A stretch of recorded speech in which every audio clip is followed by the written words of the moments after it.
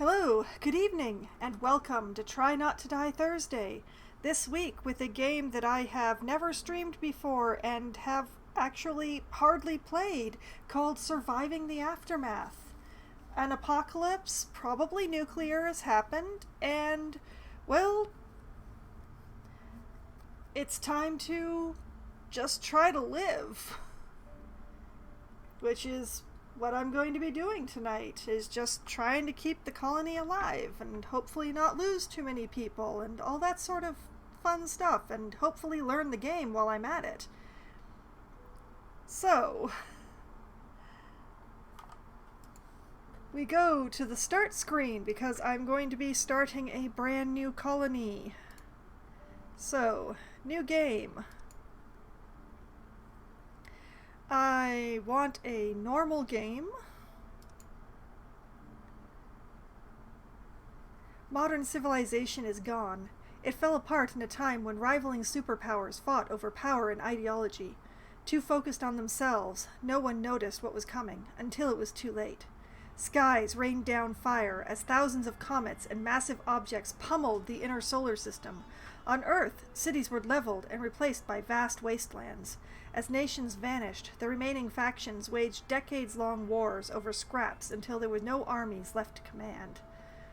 Now we are all that remains, looking for a new home, looking for a way to start over in this age we call the Aftermath. Okay. And continue. You are entering a post-apocalyptic world where building a new beginning certainly has its challenges. The tutorial guides you to survive and thrive in this hostile environment and helps to learn the basic gameplay, interface, and game concepts. Would you like to enable it? Yes, I would. I will take the tutorial, yes.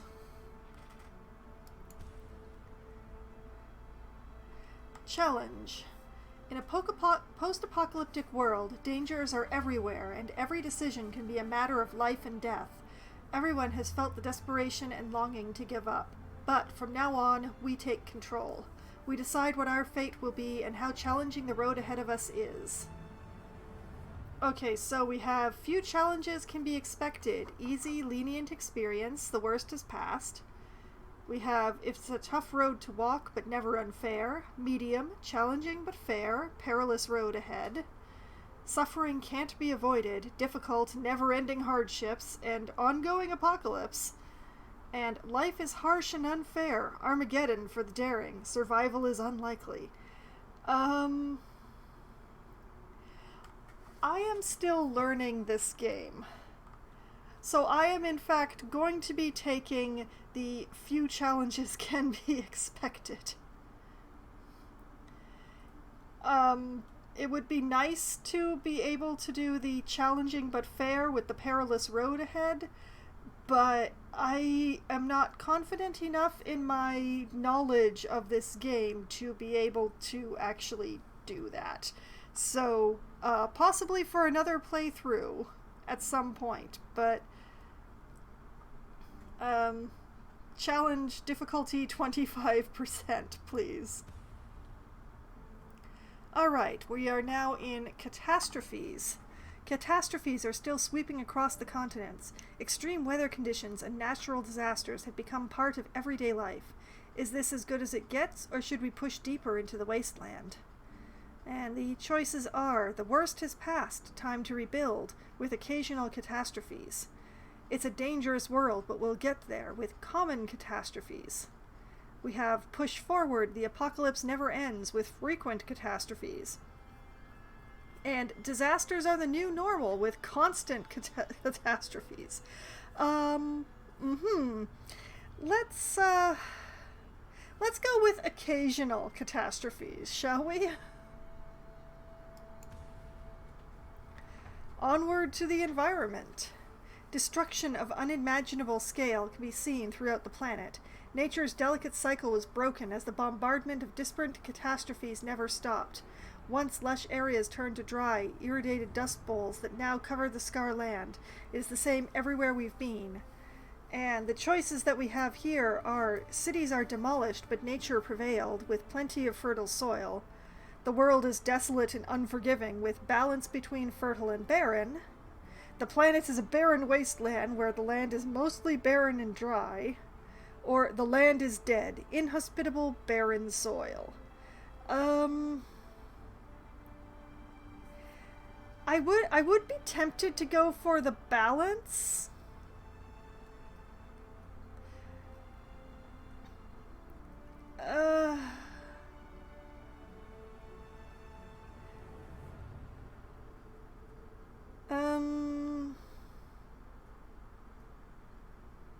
You know what? I am going to go for the balance between fertile and barren. The world is desolate and unforgiving. Alright, survivors. Scouring resources from the wasteland has become more difficult and dangerous as the years passed. What is left is usually contaminated or just broken. We've managed through a combination of survival skills and luck. There have been encounters with other survivor groups as well. Okay, so we have options here as well. Joining with other groups has helped. Abundant starting resources with plenty of survivors. It has been wise to choose who to trust with average starting resources and some survivors. Trust is a commodity one cannot afford, with scarce starting resources and few survivors, and close family is all you need, with insufficient starting resources and barely any survivors. And I am definitely going with the first one on this one. Abundant starting resources, please. Alright, we now have ideology. In the wasteland, there is no right or wrong. The only thing that matters is survival. Everyone who's come this far has done or seen something that they don't want to talk about, but that is not the way to build a better future. Let's leave the past behind and choose our way forward. Okay, so trust on basic survival skills, tech focus, survival and efficiency. Aim for progress and technology with a tech focus on large-scale production. Or take care and protect the people. Tech focus on health and safety. And these don't actually affect the difficulty. This is just choices. Hello, good evening, Lava. Welcome. Medium on all except... Yes, well, I have played through the beginning of this game once. I have no confidence in my skills, so I'm choosing a lot of the lower difficulty stuff here. But the focus, now that's the tricky one. I think I would want to go with either...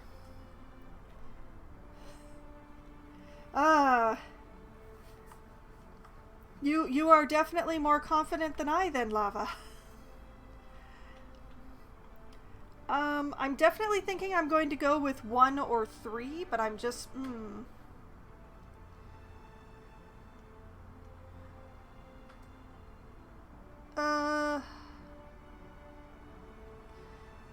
Okay, survival... I'm going to go with survival and efficiency here, I guess. Alright, now specialists. Select your starting group of specialists. Now, I know that I'm going to want a research person, and I'm going to want probably a scavenge person. It'd be nice to have a combat person, but I think that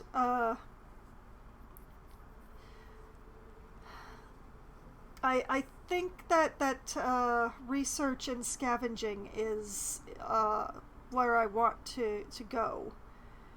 So we have Fritz here, born into a military family. His career was already set for him at a young age. In the service, he not only met but surpassed his peers' nigh impossible expectations, and is still rather smug about it all. He prefers frontline combat, so don't ask him to go just scouting.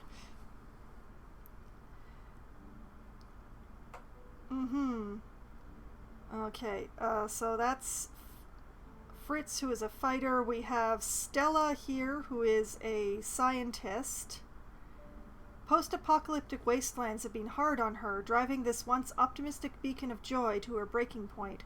Her experience in saving people is invaluable, though. In saving lives, she sometimes finds a spark of her old self under the surface. Okay. So, she's got 100% scavenge efficiency and 250 SP per 12 hours.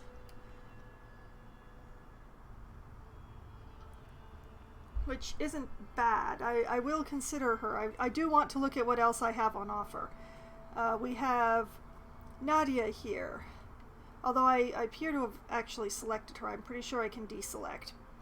Nadia, while most scavengers look for fortune in urban areas, she feels more at home in the forests. She finds peace in them and can disappear amongst the green without a trace. She's also skilled in reading the landscape, able to find things that most would consider already lost. So, that's a scavenger. 150% scavenge. Pretty good. We have a scout. She's lived a hard life in the wasteland, dreaming of a family. A few years ago, she adopted an orphan girl she found wandering alone. This has not hindered her in the slightest, though. If anything, she's even more confident in risking her life to provide a better world for her daughter. I mean, I would love to have a scout, but it's all about choosing what you want to start with. We have a scientist here. Actually, can I deselect? Yes, I can deselect her. Okay. We have another scientist here, Kate.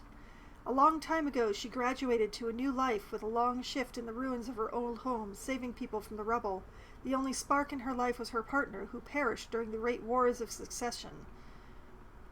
Okay, and she's also 250 SP. So it appears that the stats are pretty much the same across the people. It's mostly the flavor that you would be working with. We have a scavenger, Raj, here. He's a perfectionist, often to the point of frustration. He calls it wisdom brought by age, while some counter that he's just become paranoid in his later years. It does come handy, though. If he says to have emptied a place, you can be sure it's cleaned out in every nook and cranny. Okay. We'll move a bit further down, the last three. Scrappa, who is a fighter, and who has a bit of the crazy eye going on in his character portrait here. He seems to always be functioning just below his breaking point. Such recklessness would be a death wish if his mind wasn't just as overcharged as his body. So far, fighting has been the only way for him to let off steam and avoid becoming a jittery mess. We have Sobek, who is a scout.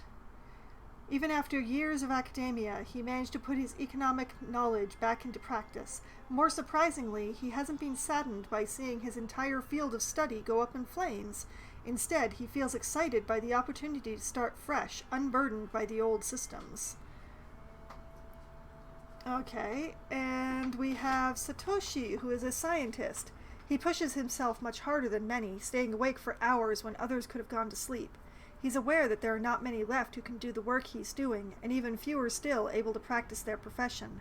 During the early morning hours, the urge to give up is great, but if he won't finish the work, who will?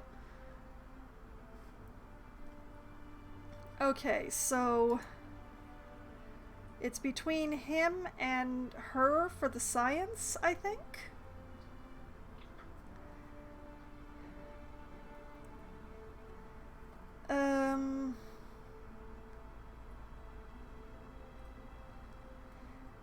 You know what? I'm gonna take Science Doesn't Sleep here. I'll take Satoshi. And for a scavenger, who did I have? There was Nadia was a scavenger, and Raj was a scavenger. You know what? I'm gonna take Nadia. It'll be. Hopefully that'll work. All right.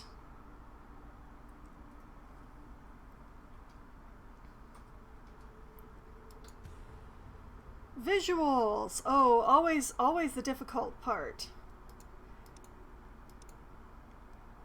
Let's give them a banner. We're going to give them an orange banner. And are there any foxes in here?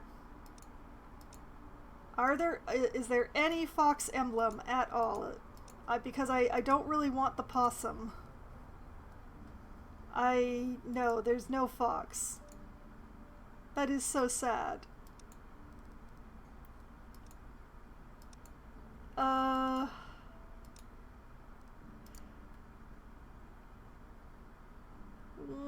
Tree thing? What is this thing? What, like it's a tree made of balls? I don't know what's going on there. I do like the purple with the orange though. Maybe the snake? No, I don't think so. Clover? Oh, that's awful. That's awful. Bear? Too much orange. You know, we're gonna go with the purple against the orange. Not because of this symbol meaning anything in particular to me, but because I like these colors together.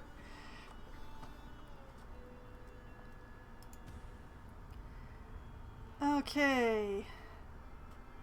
Colony name. I'll figure that out. Motto? Let's randomize. Divide and conquer? No, I don't think so. Endure and overcome. Okay, I like that one. That's a good one. We'll take that one. Colony name.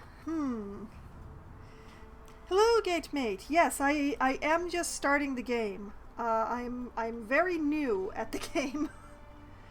And this is the first time that I'm streaming it, so I'm starting a fresh colony to head into the wilds with. Berryville.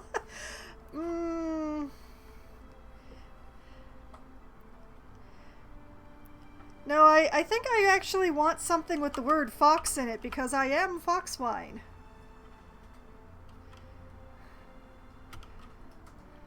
What about Foxhaven?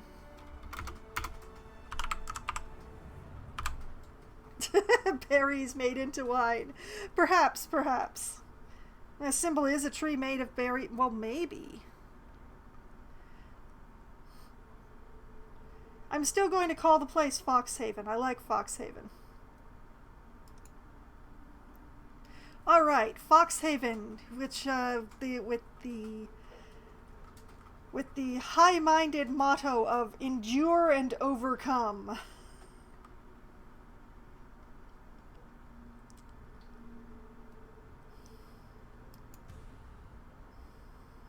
All I need is some beavers. No, the beavers was a different game, Green.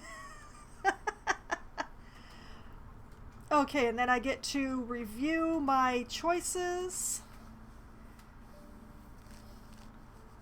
I'm feeling okay. Apparently I can't re-roll the map seed, which is interesting, but let's go. Yeah, beavers would come in handy. And I mean, my beavers in the game that I was playing, Timberborn, were very obedient and quite lovely, but... Alright, here we go. Ah, well, I already pressed the go ahead button, so I'll try to remember that for later. Thank you, Lava.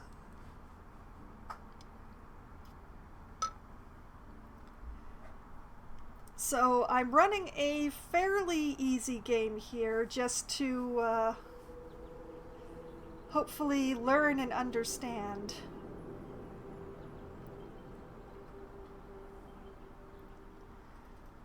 Oh, it's lonely. Okay, so everyone on the lookout for a new home. Everyone starts somewhere. And here is where I start. Basic controls, move the camera, okay? That was easy. Settler. And we can build a campsite. Yes, I'm trying to do that.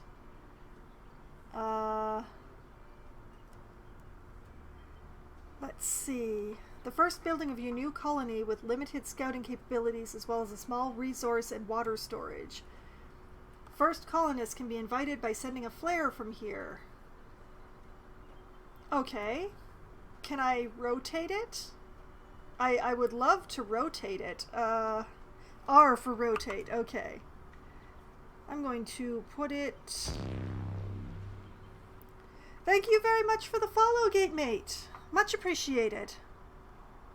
That gives you access to my follower emotes.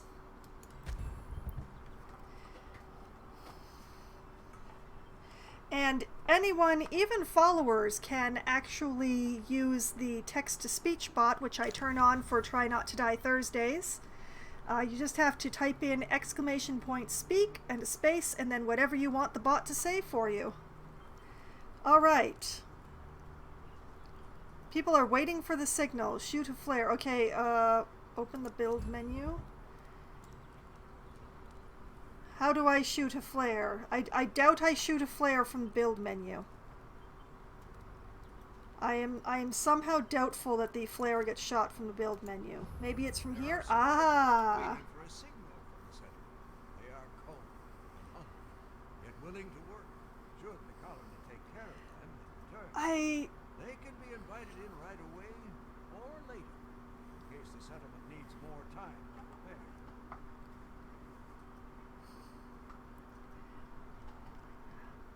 Well, I am happy to get advice, Gatemate. I don't like to be told exactly what to do, but I love getting advice. Try not to die is that I'm not sure what you're trying to say there, Lava.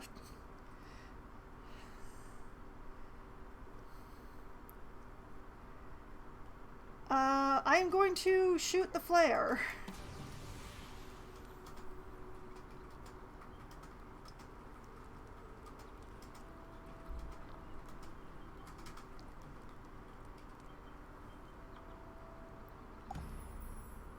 Your first colonists have arrived.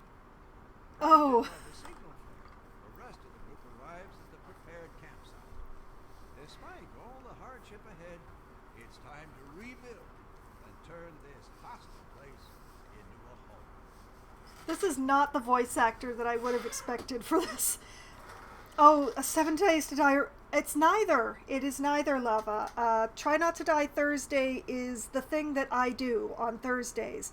Every Thursday, starting at 7:30 p.m. Eastern Time, I play a game where the goal is to keep either myself or a colony alive. I try not to die. I try not to get anyone killed. As you may see near the bottom of my screen, I actually have a counter where I keep track of how many deaths occur during the stream. It's a theme. It's a theme for the day of the week for me.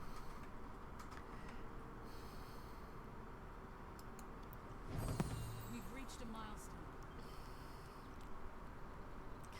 And B Green is correct there, Gatemate. I'm not a big fan of the people who show up for streams and then they tell the streamer exactly how to play the game, because they should just go and play the game themselves then. Okay, so I have 12 homeless settlers. So let's build them some shelter.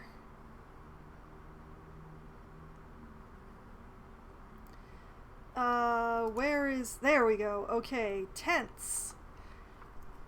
This flimsy shelter is a cheap, short-term emergency solution, provides little protection against pollution, and is easily destroyed by catastrophes. Well, it's all I've got, so it's what they're getting. And 3 colonists can live in each tent. So I need 4 tents. So, yeah, what I'm going to do is I'm just going to put...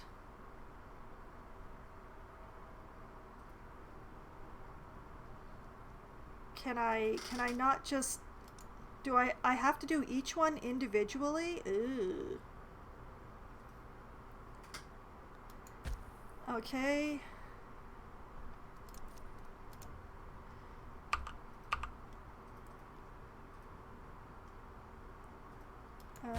Three.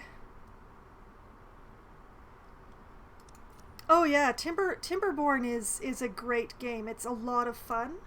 I played through it for Try Not to Die Thursday a few months ago. I had lots of fun.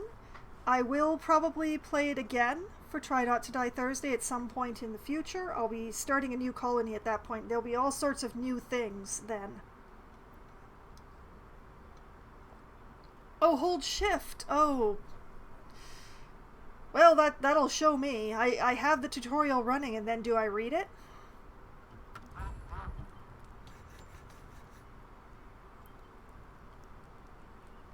Okay, so we get tents underway.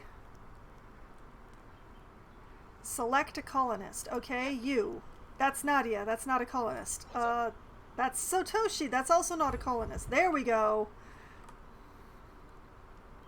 6 colonists are still homeless because we're still building their shelters, but it's okay. Now that I selected a colonist, what the heck do I do? I don't see any reason. Press here to learn more about using resources. Yes, please. Rushed too fast, now I'm suffering. Yeah, I want to keep my people alive. That is my main goal. Resources are the ingredients for everything in your colony. They can be used to construct buildings or refined into more advanced products. Check how many resources you currently have stored from the top bar, and for a more detailed view, see the statistics menu. Okay. So, I'm just going to pause for a moment then. Everything along the top here is my resources. My colonists are reasonably happy. There's 12 of them, 8 of whom are doing something, maybe? Okay, 8 of them are adults and 4 children. Okay, now I understand. I have 120 food. I am consuming 12 water. I have 240 stored. Oh boy, it is Timberborn all over again. I have no energy. Gee, that's every day, isn't it? I have 85 wood, 110 plastic, no metal, no concrete, no parts, no components. I have 15 tools. I have 15 sets of clothes. I have no weapons. I have 30 of various kinds of medicine. I have 36 firewood, no science points, 550 coins, silver coins,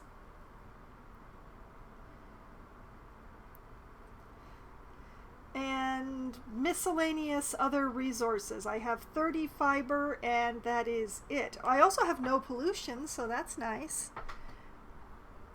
Okay, so build a water source to increase water production. That sounds like an excellent idea. So, this looks like water. Yeah, there we go.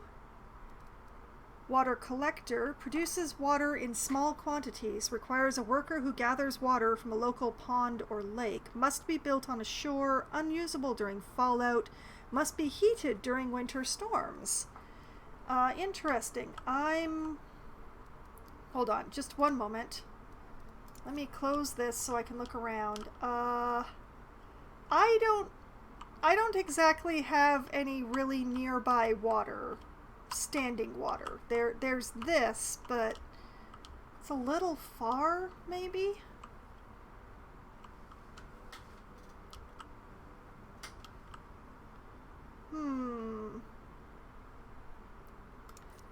Or there's the water well, which is a source of water, must be built away from other wells. Costs 45 wood and 35 plastic, whereas this, no construction resources required. You know what? I guess I'm building one of these. How does one build one of these? apparently like this.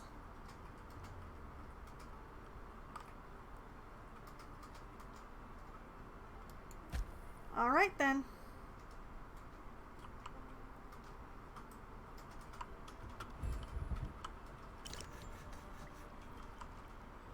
Okay, so now there is a water gathering station.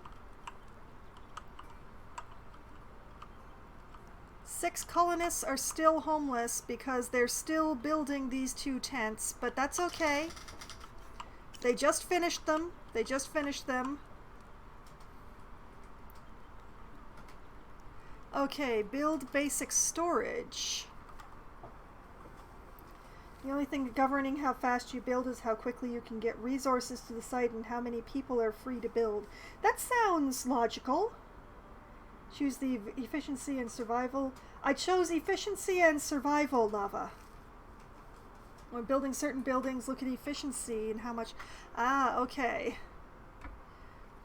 To get colonists gathering resources, you will need to have a stockpile to collect basic resources and food storage to gather food like berries. Build them in central locations as they also store and distribute materials. Okay, so I need a stockpile. I will need a stockpile and a food storage. Okay, that makes sense. Building. I'm going to put a food storage right next to the camp, I think. How close to next to the camp can I put it? That looks good. Well, I actually would hope that the start is an info dump. Because I need to learn. Okay, there's berries. There's lots of berries over here. Do I have to make sure that the berries are within the radius of the tent? Is that how it works? Stores all types of food grown and hunted in the colony, as well as more rare food items scavenged elsewhere. Used to collect berries from berry bushes around the colony using the building's work area. Okay, so yes.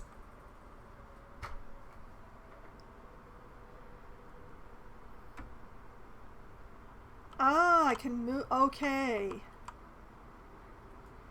Well, I do want this to be like here, I think.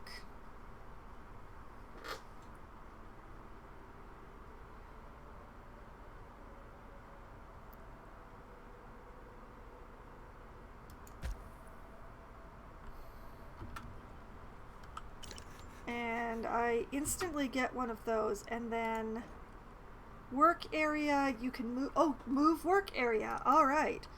I remember, yeah, there was a whole bunch of berry bushes over here. So let's just plop it down where they can collect from all 4 of these berry bushes.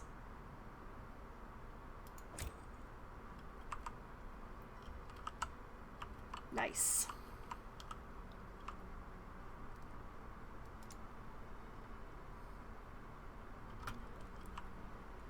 And oh, I need to build a storage, the other kind of storage, the stockpile as well.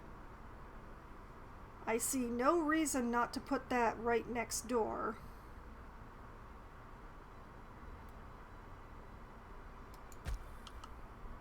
Put that down there.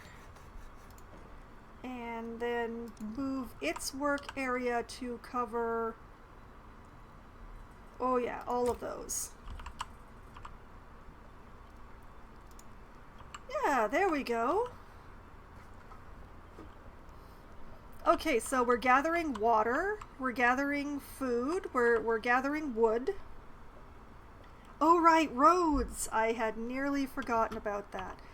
Task, increase food production. I will look at that in just a moment. Let's see. Dirt road. I want one going in between the tents. And yeah, let's have one like here.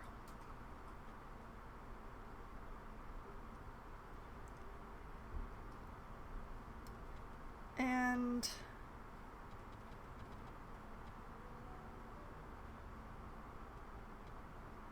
yeah, something like this.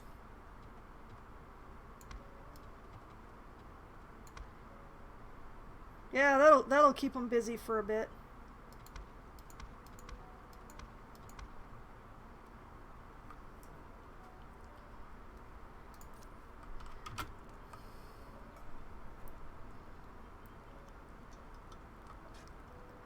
Oh, I didn't know you could adjust the work zone size.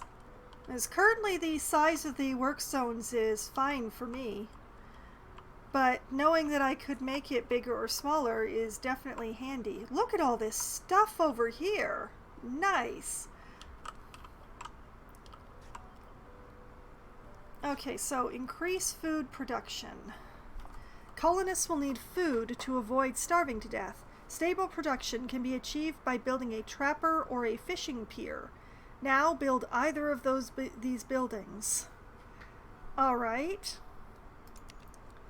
Okay.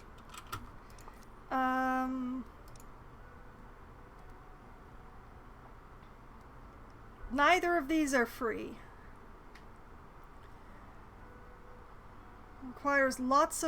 Catches local fish for food, works at reduced efficiency during catastrophes, requires lots of water tiles in its area of effect to function effectively, must be placed on shore, must be heated during winter storms.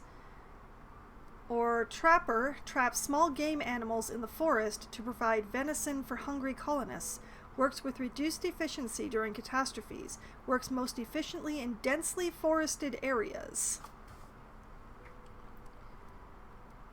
2 meat versus 3 fish. That is the question. Okay. Well, what have I got? Do any of these really count as densely forested? Or would I just be better off building it on the shore of the pond here?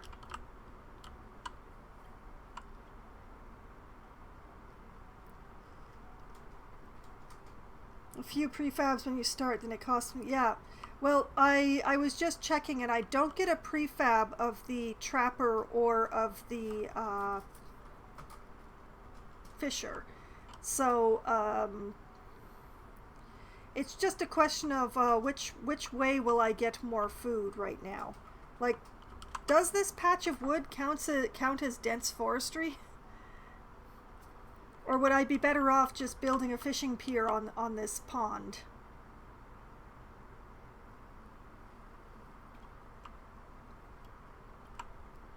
Do I? A zone that can plant trees? No, exploration, shelters. Well, if I only have lumber yards and logging camps, which is not the... Oh, wait, there's a forester. Grows saplings and then plants them in the specified work area. I see.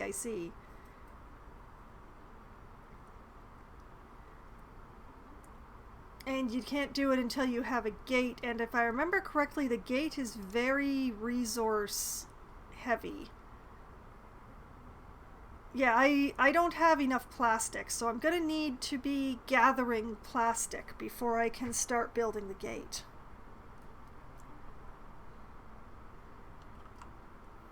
So in the meantime, back to figuring out the food. 55 wood and 35 plastic for the fishing pier versus 40 wood and 25 plastic for the trapper. Huh.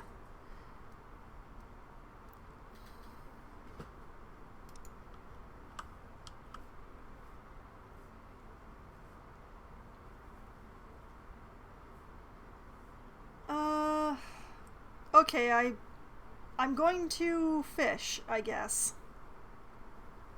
Hello, Jassarian. Welcome back.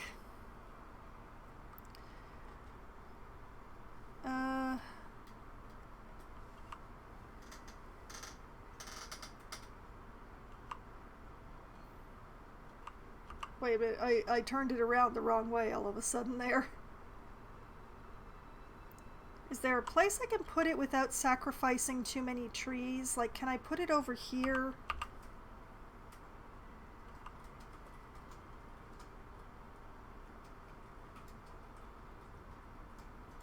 Oh, apparently I can put it right next to the water gatherer. Sure, that's fine. That works for me. That covers a large area too. That's good. Okay, yeah, we'll have them build that there. And you know what? While I'm thinking about it, I should build a road for these. Let's see.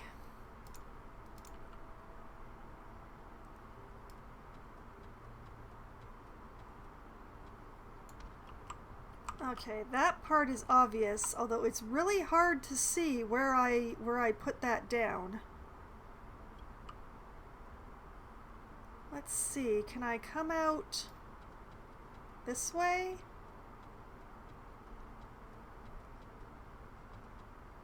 No, not really.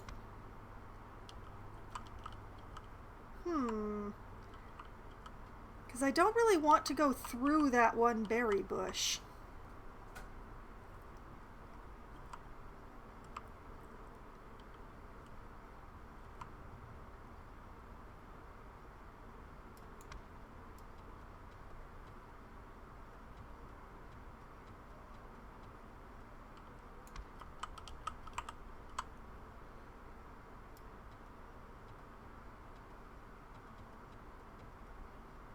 It won't let me go through that one berry bush. That's hilarious.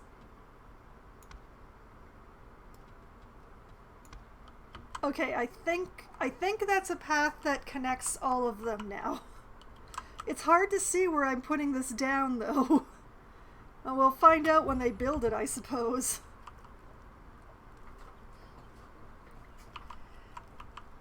Okay. So that should keep everybody busy for a while. Hopefully. Oh, select. Okay. How may I help you? I selected Nadia. So build a gate to send specialists to the world map. Okay, so I need to start collecting plastic. So, let's see. Recycler scavenges plastic from plastic depots. Okay, so yeah, I want this, and I'm just gonna put it with the rest of the production stuff. Although, oh darn it, that one wood pile is kind of in the way right now. Oh, no, wait. If I put it over here... Yeah, that'll work. Okay, we'll put that down, and once they build it...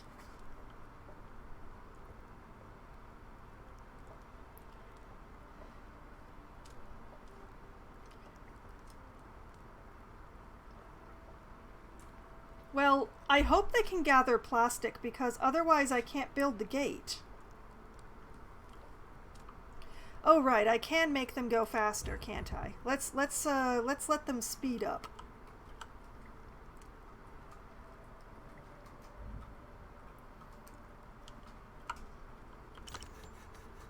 I like how it animates them actually, you know, looking like they're building something.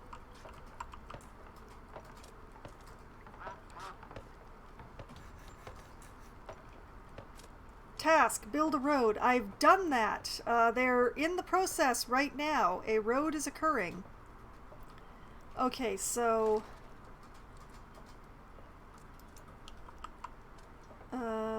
work area would be over here once people figure out what they're doing.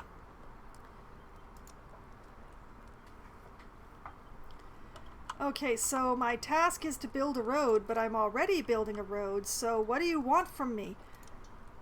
You want another square of road right here? We can have them put in another square of road right here.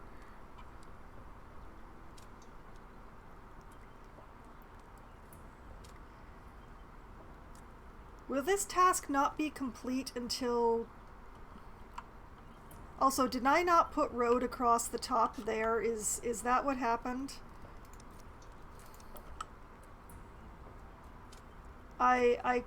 Okay. Aha! It's just like every other Paradox game. I can rotate with the middle mouse button. Haha! Middle to you! Regular dudes will do them whatever you assign them to. Your heroes will... Yes! I am aware of that, but I can't actually tell them to do anything until I have a gate. So I need to start gathering plastic so that I can build the gate. And in fact, let's get the gate started.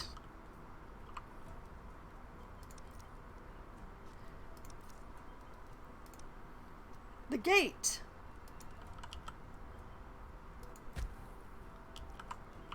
That's going to be a long time. But we do have a nice road here. Makes things easier. We're getting berries and fish. Deposit depleted. Wood is depleted. That's okay. There's more.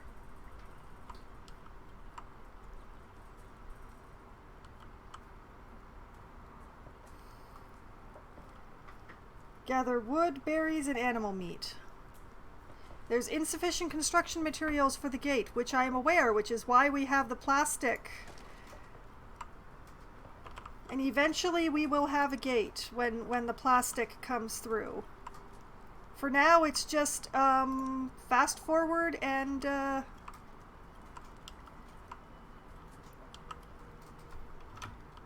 move the work area for this to, yeah, cover this house full of massive amounts of wood.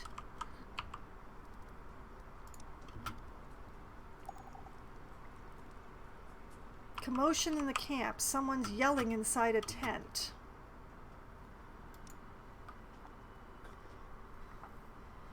If there is an animal gathered, they can shoot some. Suddenly, muffled cries for help start echoing from one of the shelters. Inside, a large hole has opened up in the ground, swallowing the poor colonist.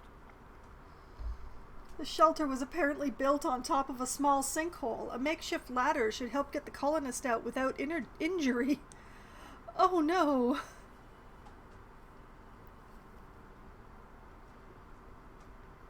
Does it though? I had not noticed that.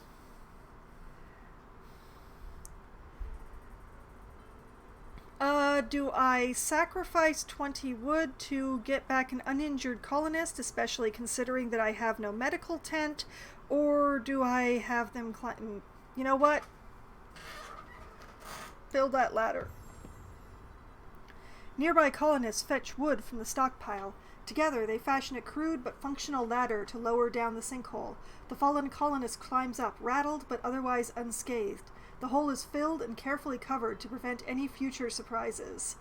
We got 20 happiness, and we didn't injure a colonist.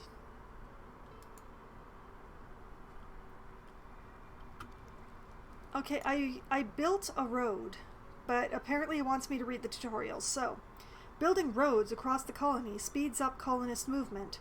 Roads ensure the resources in the colony move around swiftly. They also reduce colonist tiredness, which can accumulate while walking great distances.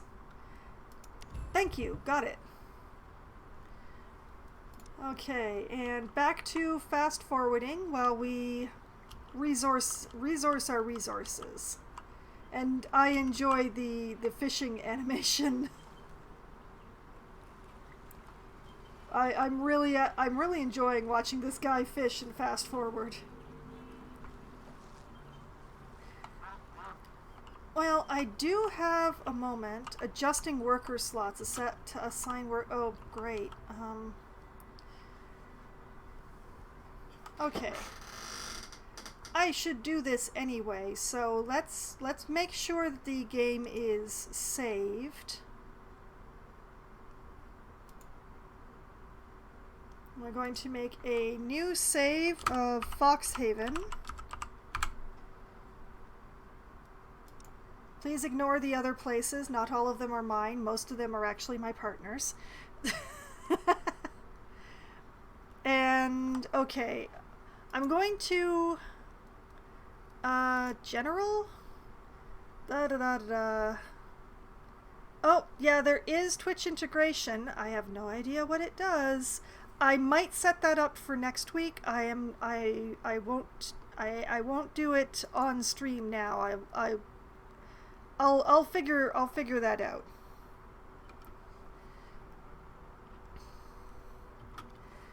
Heck, I'll figure out what the Twitch integration actually does. That would be something very helpful to know, I think.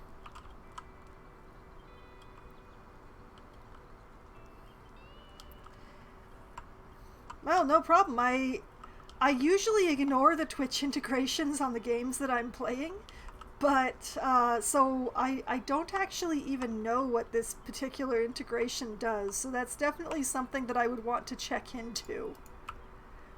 Okay, now we were looking at adjusting worker slots. You can decrease or increase a building's productivity by changing the amount of workers. Try adding or removing colonists in a building by selecting it and interacting with a work slot. Alright, well, I would love to have an extra person working in the recyclers. So if we add a person, increase our plastic production.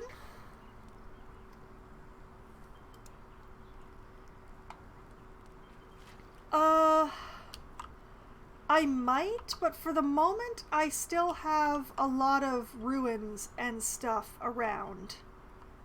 So I'm just going to keep plundering the ruins for now, and I will consider cutting down trees later. Viewers can vote on events and also vote on weather or something else that... Whoa! Production limit? You can set production limits for the resources created by production buildings. You can set limits to save storage space or free up colonists for more important tasks. I don't actually want to limit production right now.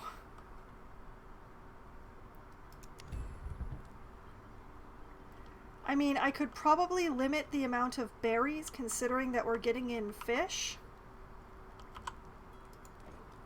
Maybe? Allowed resources. That's probably not what I was trying to look at. Request resources. Well, okay, I have no idea what these production limits are supposed to be.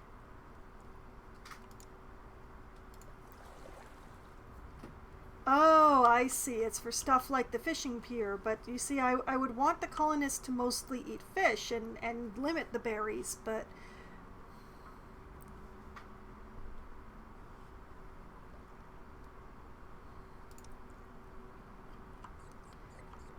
it's okay. Colonist hygiene. Oh, build an outhouse. That would probably be useful. Colonists have a hard time taking care of their hygiene in the wasteland. Filthy colonists quickly become discontent and are more prone to catching various diseases. Help them out by building some outhouses. Sadly, outhouses also pollute the area around them, so keep that in mind when considering their placement. Okay, so I want to put outhouses somewhere not too far away, but definitely not too close. I mean, this area is already polluted. What if I, like, put the outhouses over here? It would be kind of far from the camp, but...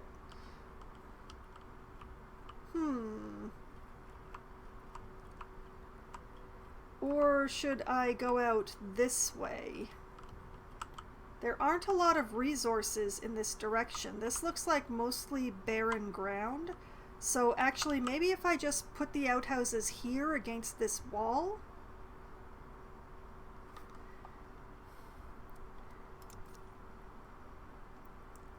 let's see. Where would an outhouse be? Where would an outhouse be? Hello? Aha!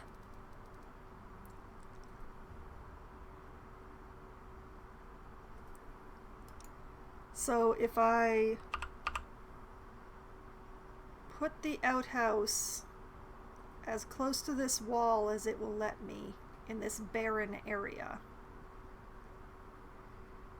Oh, you can clean outhouse contamination. That's handy. Okay, so apparently here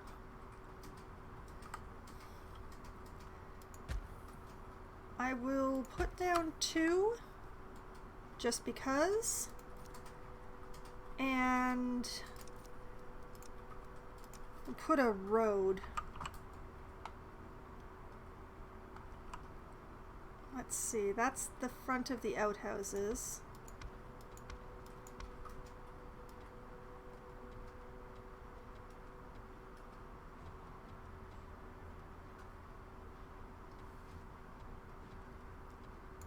Yeah, just like this.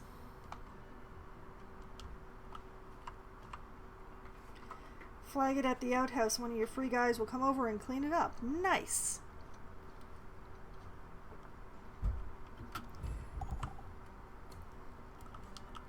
Okay, so I remember there's a prioritization.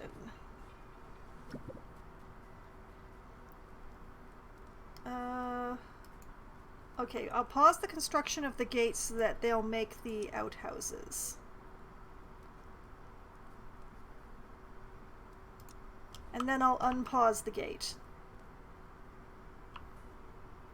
Oh, there's a fence there that I didn't even see before. Someone's been stealing planks. Better to get to the bottom of this? Oh. Someone seems to have been stealing wood from the storage. Child, I haven't built the outhouses yet. Get your hand out of there. Bit of detective work. Return with a group of rowdy children, one under each arm. Oh boy. Apparently the kids used the planks to build themselves a tree fort in the nearby forest. Leave the fort alone or tear the fort down to get 22 wood back. I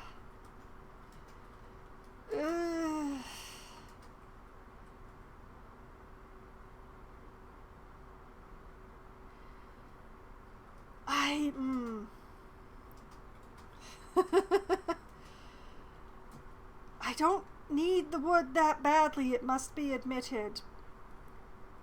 I mean, I hope that the children have to do something to make up for the wood that they stole, but I guess they get to keep the fort now that they've built it.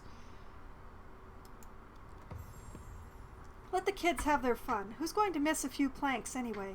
The children are practically beaming with joy after hearing their precious fort will be saved. They thank the adults profusely. The next day, the colonists find a crude yet immensely colorful thank you card by the campsite, decorated with whatever might pass for finger paint. Considering where that child has his finger, I do not want to know.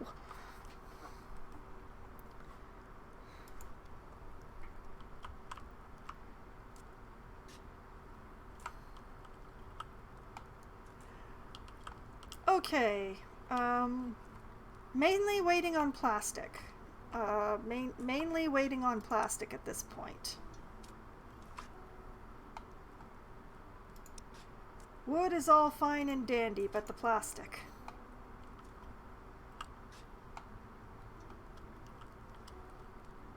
So I guess my specialists get to continue sitting on their thumbs for a while longer.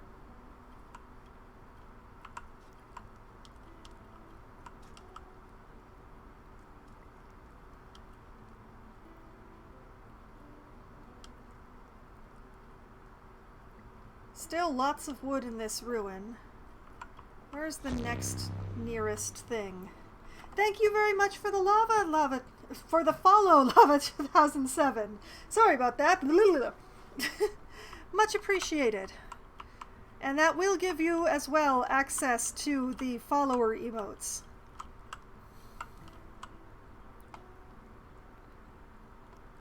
Oh wait, they've gone into slow-mo again. Back to fast forward. I am gaining 2 water. This is good. I should probably build a water storage.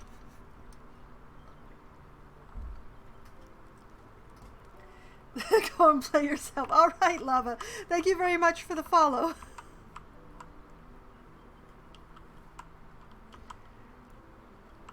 Okay, so there's lots over here. So I think when this house is depleted, I'll move them over here.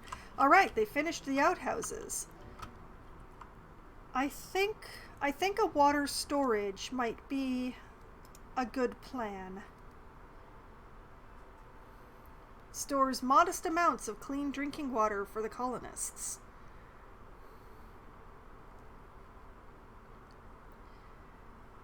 That does cost 40 plastic, though. Maybe I'll save that for later after the gate's built. By the way, I should unpause that sucker.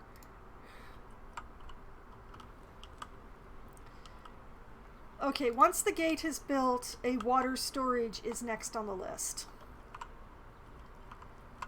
For the time being, whoops, that's not the thing. For the time being, the 300 storage that came along with the base camp will have to do.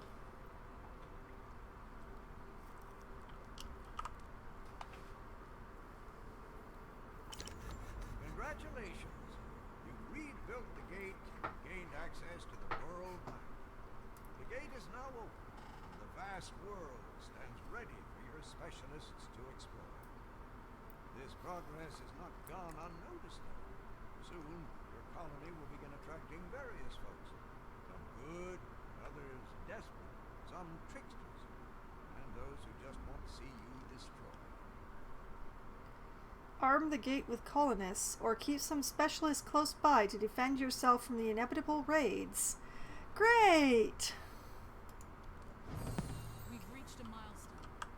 There are survivors at the gate. We've reached a milestone. My colonist Hannah just had a baby.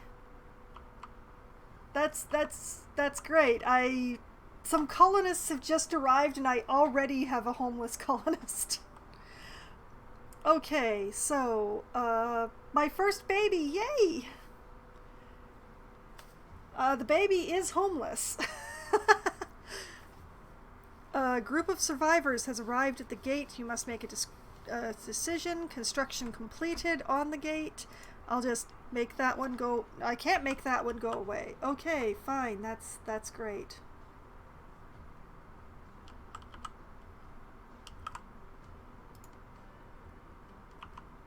She was born rather substantial, wasn't she? I'll deal with that in a minute. She's rather large for a baby. They do green. I mean, I had it on fast forward, but I didn't think it was that fast. All right, let's deal with the people who've just arrived. Ragged bunch shuffled slowly towards the gate. We come from a nearby farm, had enough of everything we needed, but then the beasts came. Turns out there's one thing we didn't have enough of: bullets. Survivors are seeking shelter. It comes along with Pinkman, who is a scavenger. As the runt of the litter with little care or love, he spent his formative years in a juvenile gang. He learned to fend for himself, steal what was needed, and not worry about tomorrow. That keen survival instinct is going to come in handy if he finds a worthy cause or a leader to follow. That's 8 adults, 4 children, no elderly. They are bringing along with them wood, tools, clothing, medicine, some money, and some plastic. I think I can support this many people, but I'm going to have to increase my water production.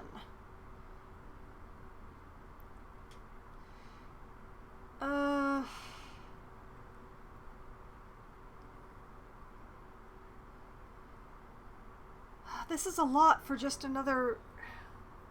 There's a lot of people. Yeah,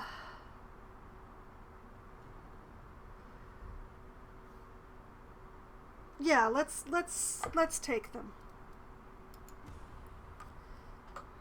I don't know if that was the right decision, but I need to make more tents now.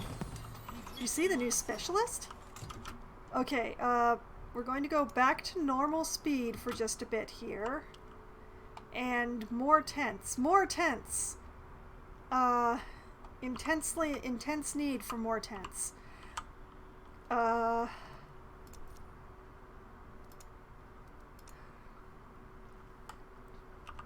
Okay, let's, put one here.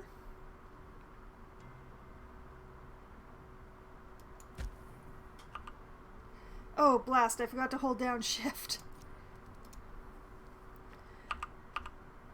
Okay, and I'll put one here.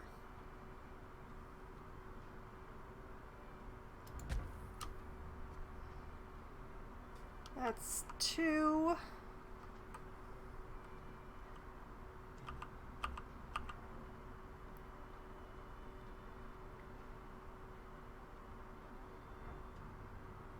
Uh, 3, 4, 5.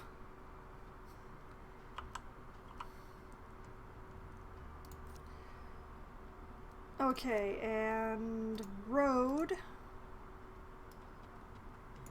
Road like that, and road like this, and like this, and might as well fill in that section.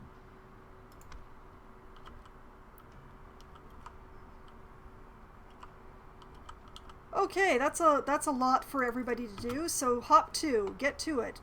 Chop chop.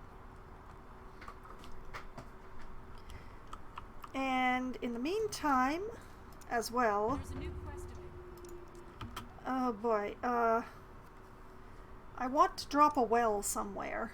A well, a well, a well.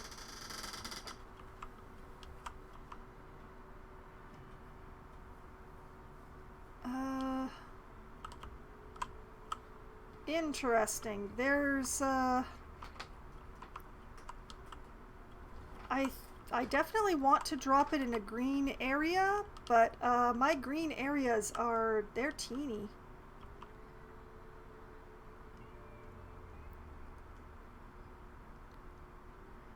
What if I like drop it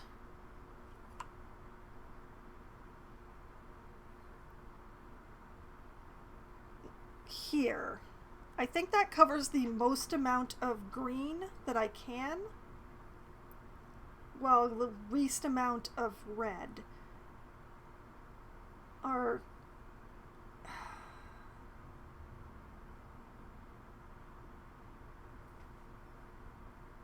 okay, I'm gonna do it this way. And it's already on a road, so I'm not gonna worry about building more road for it.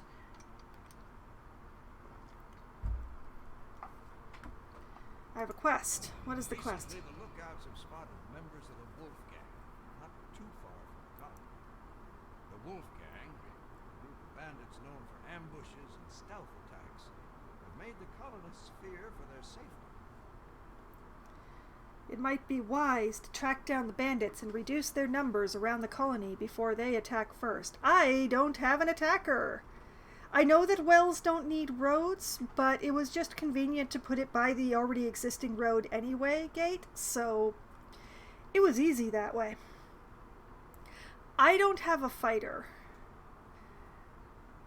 I fear for the lives of my specialists without a fighter available. So I think no worries. Is that about the well or about the wolves? You guys, a 25 damage fighter.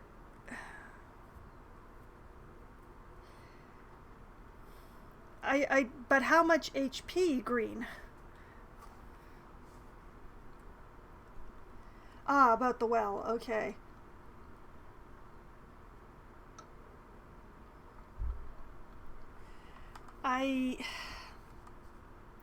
I don't think I have anyone who can fight the wolves.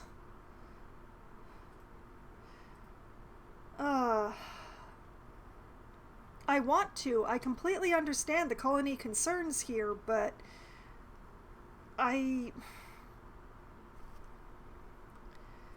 don't have the people. I can't take this quest. Yeah, that's the thing. Like, I have a scientist and 2 scavengers. Is that enough to deal with the wolves without killing any of them? Or the wolf gang without getting any of my specialists killed?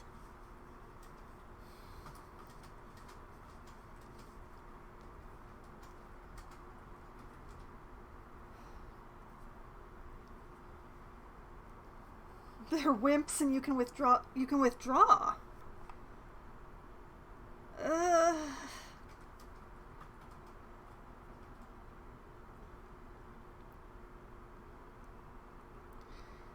Okay, I'll try tracking down the wolves then. I have a bad feeling about this. But anyway, I do need to send some specialists out into the world map, so find the wolf pack hideout. Oh, surprise! Okay, so what we start with is... Okay, Pinkman, new guy. Reporting in. Go to the world map.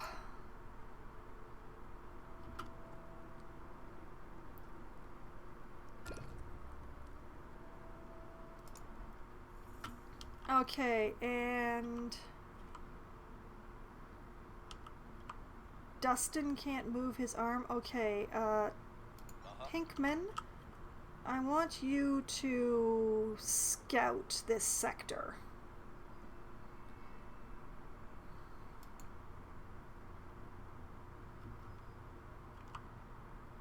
Wait a minute, did I do that right?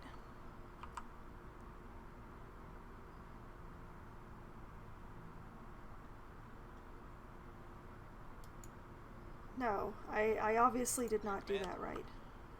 If I send him here? What am I doing wrong? Reporting in. Sounds good. Ha ha. Can't complete the order. What do you mean can't complete the order? Scout a sector. I'm trying.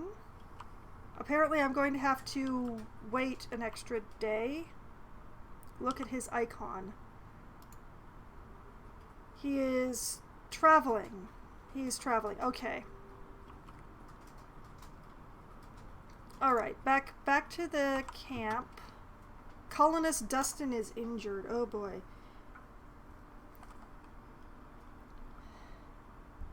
Well, Nadia, I also want you to head outside. Colonist Dustin is injured. What have you done?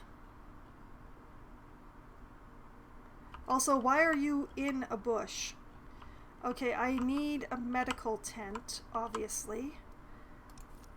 Great. Medical tent.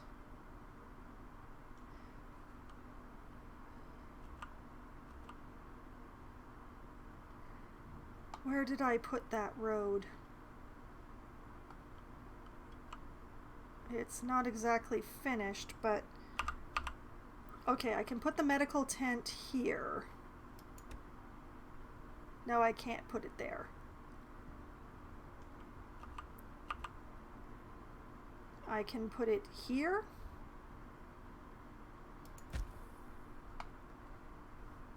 Okay, and how do I prioritize that?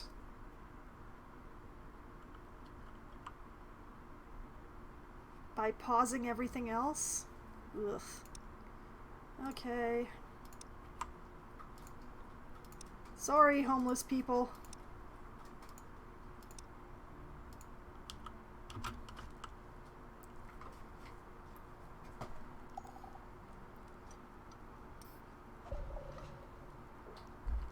Okay. Out here, Alright. Nadia, I want you to scavenge this area. And Yes. Satoshi, I want you to go outside as well.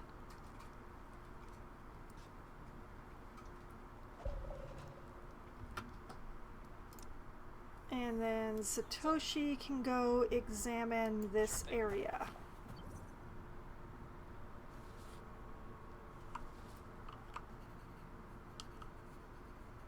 Okay, you're surveying, yes? I hope.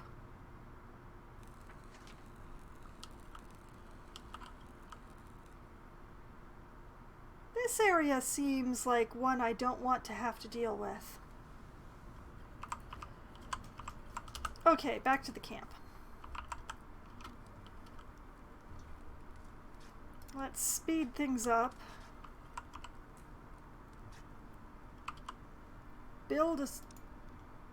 The surrounding area is shrouded in mystery, but it can be explored by building scout towers. These towers can be used to gradually uncover the mist and expand colony borders even faster and wider than the campsite. Okay, got it. Why does it always put me back to the slowest speed whenever I read one of those? Okay, I'm going to put down a scout tower, but I'm going to pause it. Unless it's free. It's not free. You know what? This seems useful. Let's plop it over here.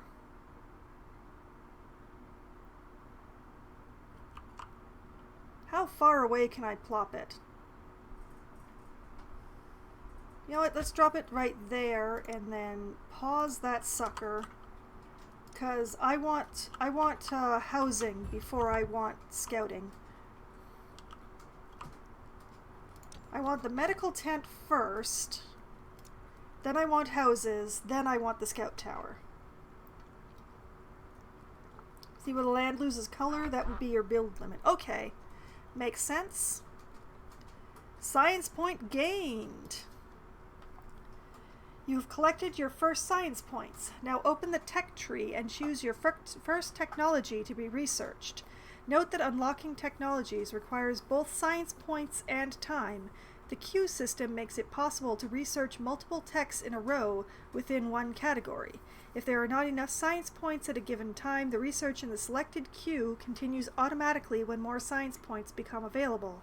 Science points can be earned in other ways as well. These include trading with societies and buildings, research outposts on the world map once you have researched the required techs. Scout towers don't need roads, but after they're done scouting, take your worker back. Makes sense. Okay. And in the meantime, my science tree. Pause. Now, I know that one of the things to... In order to get later science points, I need to be able to build the outposts outside. So I actually want to try to find that in here. That wants to be the first thing that I head towards. Infrastructure? No. Community? Alas, no.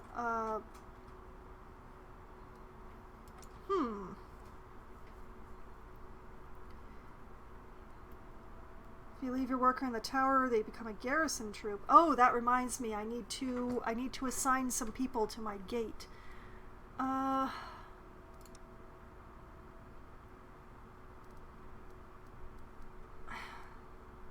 I don't want to look at apprentices. Please stop showing me apprentices. How do I... Ah, there we go. Bartering, concrete, parts production, power saws. Oh boy, it's a big tree.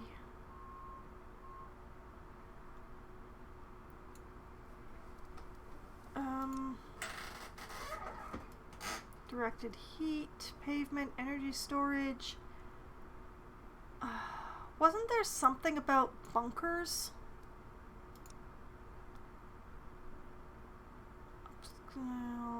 Home improvements, communal livings, internal walls, remembrance. What do I need to build out?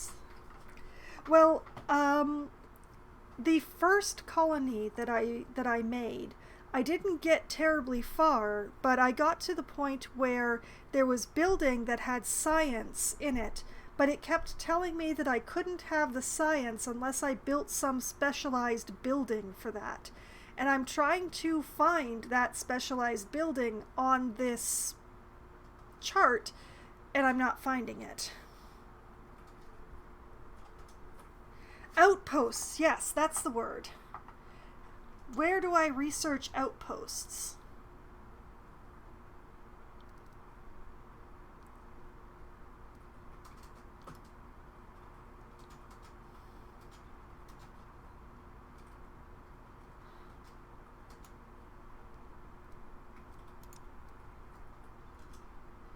Community tab. Okay, heavy tarps, bunk beds, upscaled tents, education, home improvement, communal living, interior walls, roof supports. I don't actually see outposts anywhere on this chart. I'm not going to read the whole thing. There's so much to read. Education, is it building schools? The building to turn your specialists into colonists or whatever they're called to come up with your quests. This one? Frontier outposts. There we go. Okay. That's where I want to go. So how do I... I see, okay.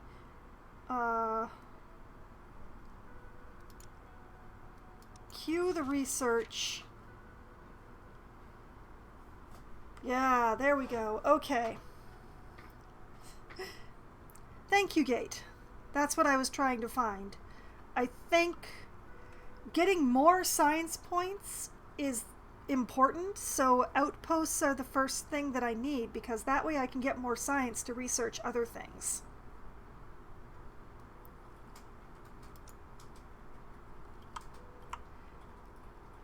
And congratulate the colony, we have a medical tent, and there's somebody in it, so we can take care of that injury. In the meantime, we have a person on this gate. That should be fine, that should be okay. I'm still losing water. Have we built the well yet? The well is still under construction. Okay.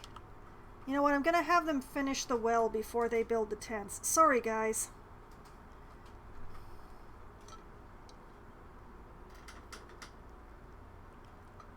Build outposts to harvest resources from sectors. It's a good idea to see what resources a sector has before you decide. Build next. Oh, I see. Oh, that means I don't actually have to pause everything?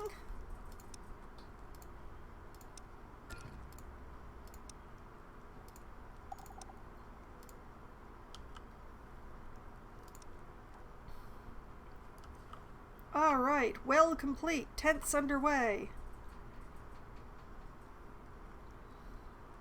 Colonist Henry is irradiated. Henry, how? Why?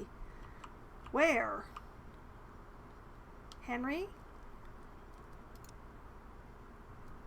Already in the medical tent. Alright, that'll take care of that. Colonists require medical assistance. Build a medical facility to cure their conditions. Because I have more people who need treatment than I have room to treat them. Because I have 3 people and only 2 slots. That's great. Build a warehouse, they say. I don't want to. Not yet, anyway.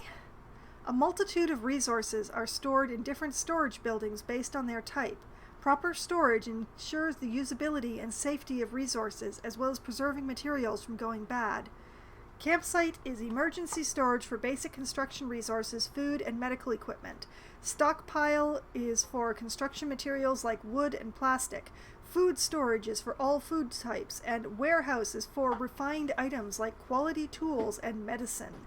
I don't need it yet. I really don't need it yet. I'm not going to. You can't make me.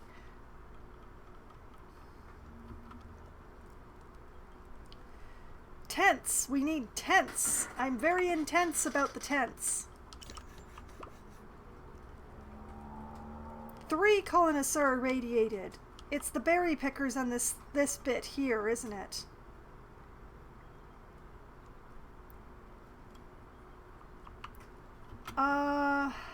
Hold on. She's currently scavenging clothes.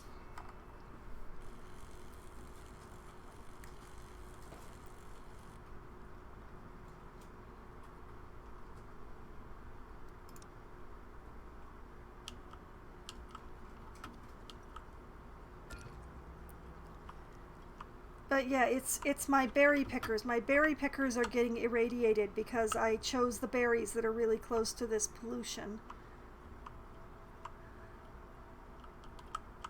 Ugh, I'm gonna need another medical tent. Darn it. Homelessness continues in the Foxhaven colony.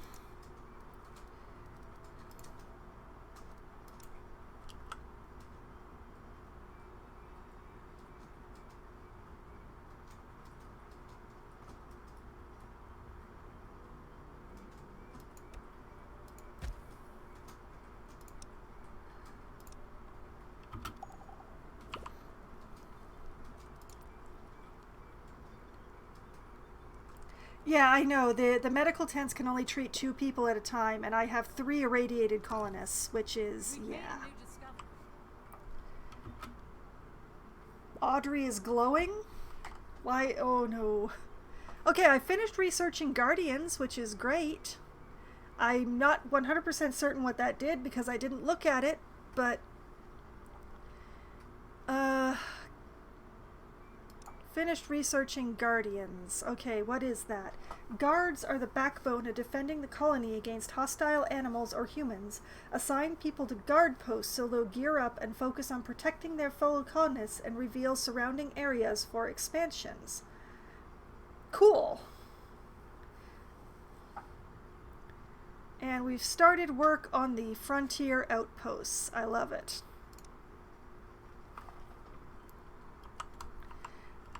10 colonists continue homeless. Did I lose some colonists? No, I've still got the same number of colonists. Oh, they finished a tent. That's why. Math is... Math. Okay, 4 colonists are irradiated. I'm researching outposts. I've still got the task of build a warehouse that I'm ignoring for the moment because, oh, so many stuff. 1 active and 1 queued. That works. I'll figure out what I want after outposts once I have outposts.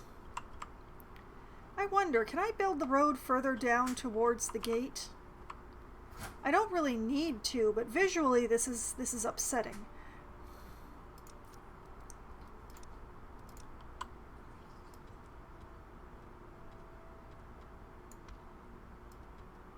Well, I can make it 1 more square towards the gate. I'll have to be content with that.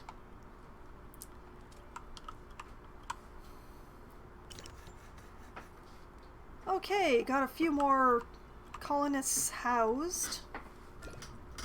Specialists are ready for action.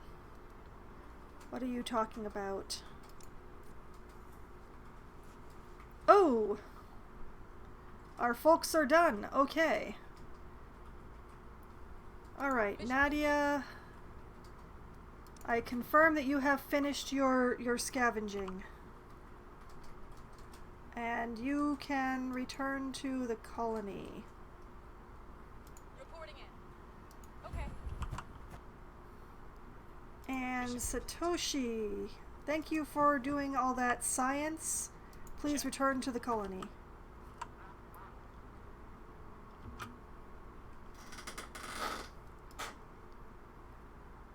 Five colonists are now irradiated. It's great, it's charming, it's wonderful.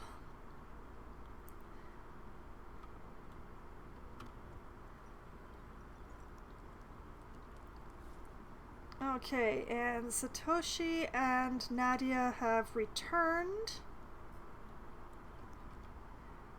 And I'm going to send Nadia right back out again.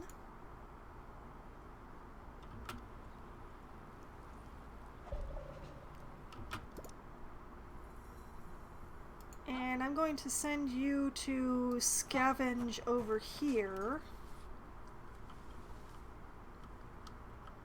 And in the meantime, I guess I'm gonna have to use Satoshi for scouting. I'm pretty sure I already have 2 workers in the plastic, but I will double check that first. Your command. Satoshi, get out.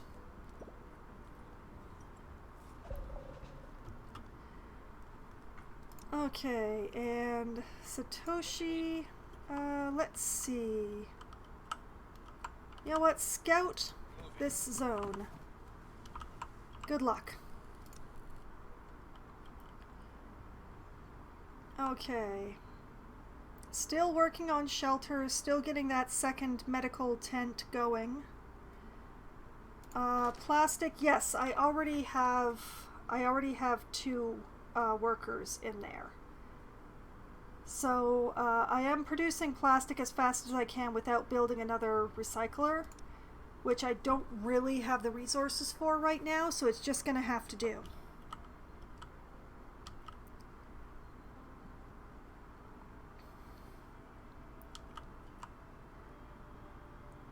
But yeah, I'm guessing it's that the berry gatherers are just too close to the pollution here. It's my best berry resource, though. I don't have another spot with that many bushes that close together. At least not one that I can see. I think maybe the next thing to research might be concrete. If I ever find more science points.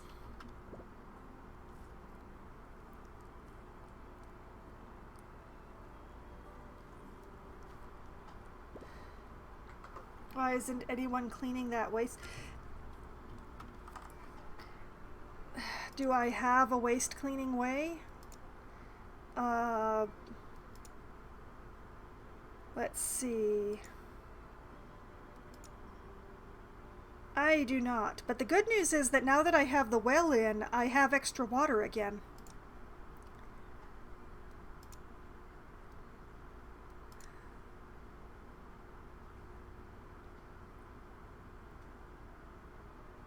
Nope, I do not actually have any cleaner building, but maybe I can clean something anyway?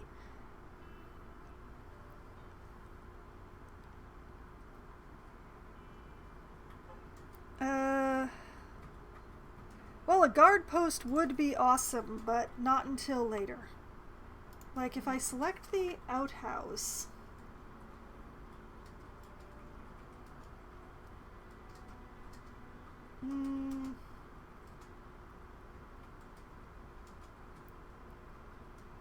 Okay,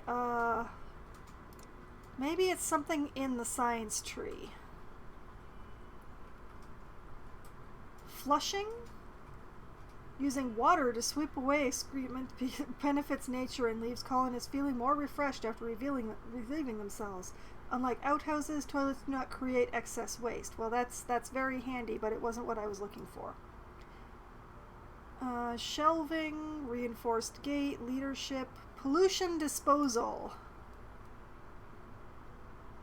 Pollution disposal is dirty and dangerous business. Proper scrubbers handle the removal of hazardous material faster, so colonists need to spend less time in the glowing soil. And hazmat engineering. Cleaning heavily polluted soil without proper equipment is a death sentence. An environmental station provides the means to clear pollution deposits and store the waste in a waste dump. See, there we go. I'd have to go all the way down here in order to be able to clean up. That's great.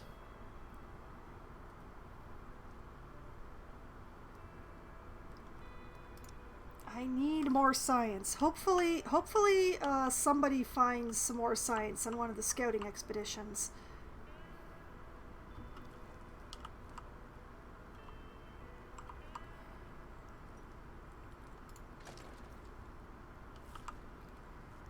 Yeah, plastic is producing as fast as they can.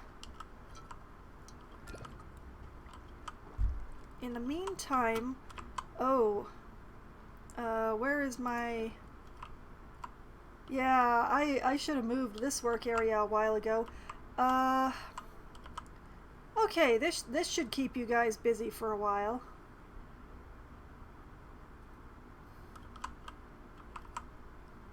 Yeah, there we go. Have at, guys. Toilets should have a flag to have someone call to clean them. Well, apparently they're not dirty enough to clean yet. 18% contamination. 10% contamination.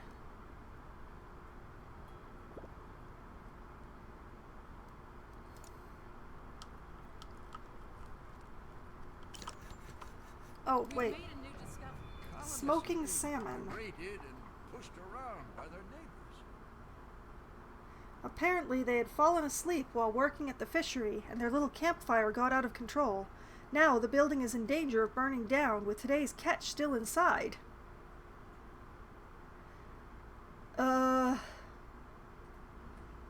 I have a surplus of food, so let's put out the fire first. Put out the fire! A small group is assigned to put out the fire. They manage to do so, but not before all fish inside is burned to ash. That's okay. We've still got lots of food. We're real good on the food area.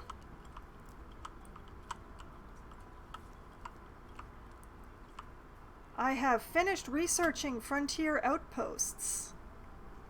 Awesome. Okay, that should have opened up. Yeah, there we go. Outpost Depot requires wood, plastic, and metal. I need to research metal. See, that answers the question. That answers the question real good. Alright,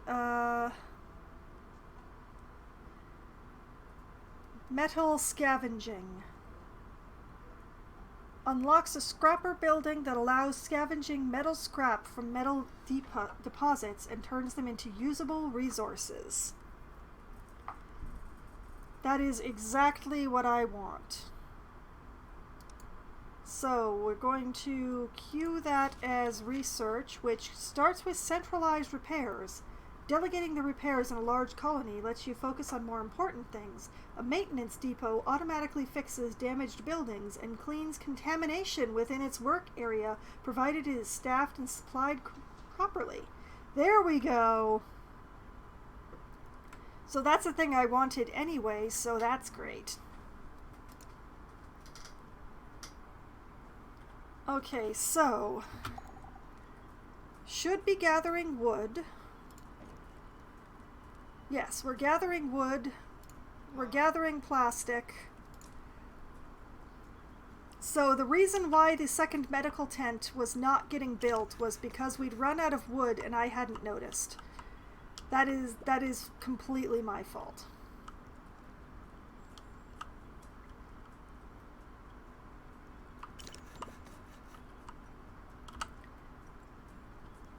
Alright, and I believe all my colonists are now housed.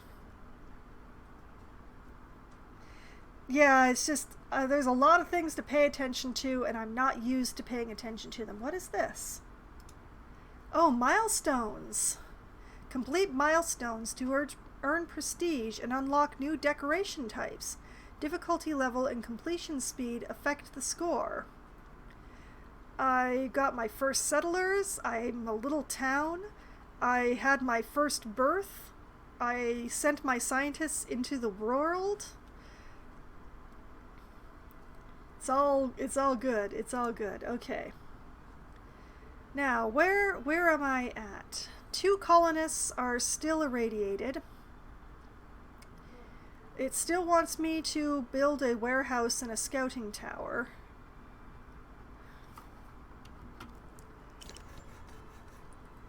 And all of my specialists are busy.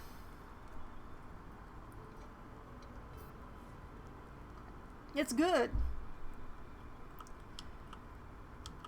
Oh, and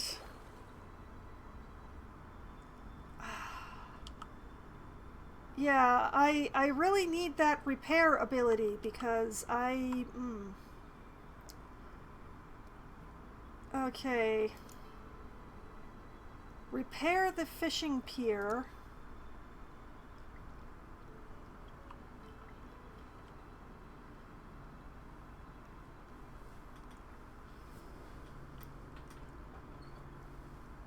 Well, it's being taken care of now. A new discovery?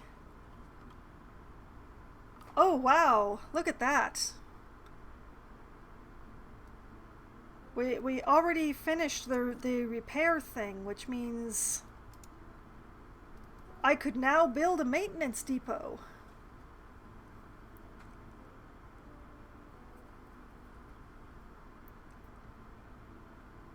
Which I'm not going to do yet, but it's really awesome to have that. And also, I never looked over here. What is this? Oh, it's decoration.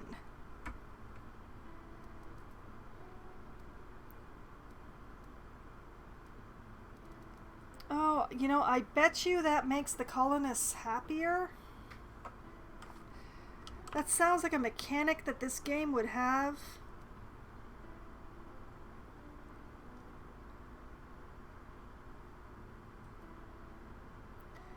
I'm very tempted to build a banner stand, but I don't want to spend the resources on it right now. Okay, do I actually have anything in construction besides the repairs there? No, which means that I can unpause the scout tower.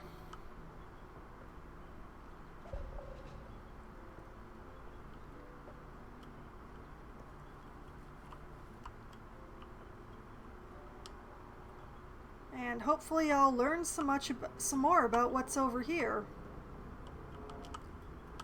I noticed that there are deer over here, so if I need more food, I know where to send hunters now. Running out of berries. How many berries do I still have left here? Let's see.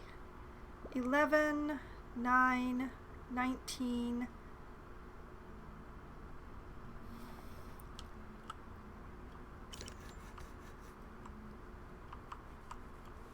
Okay, there's still 3 berry bushes inside the zone. So that's okay for now. Oh, and it looks like the scouting has been finished out here. Mission complete. Pinkman! Oh, wow.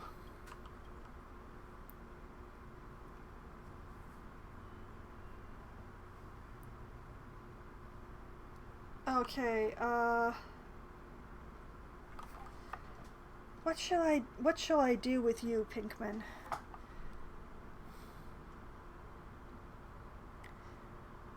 You know what, you seem like you're feeling pretty good. Why don't you go scavenge these medicines?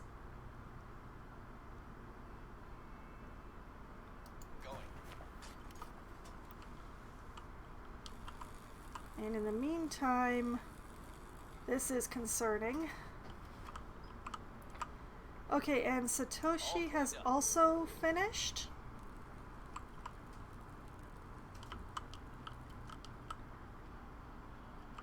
Oh, even more trouble. Even more trouble. Okay, Satoshi,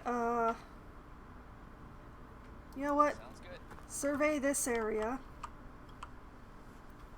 Mission complete. And you have finished scavenging, so I want you to head back to the colony with what you found.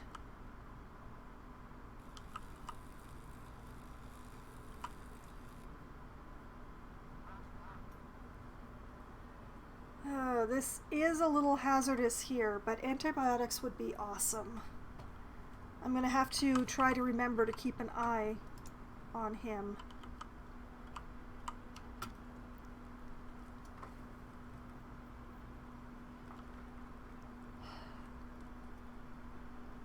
It's tempting to send my scientist over to that science point that was found, but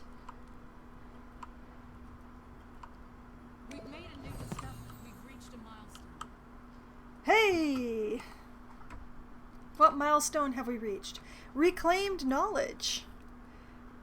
We managed to uncover some intel on our past inventions. Knowledge is power. Now we just need to keep finding more of it.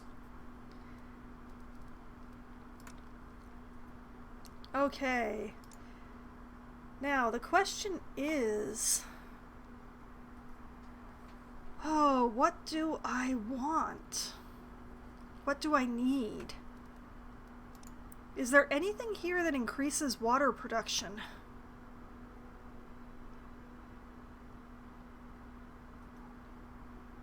Probably not.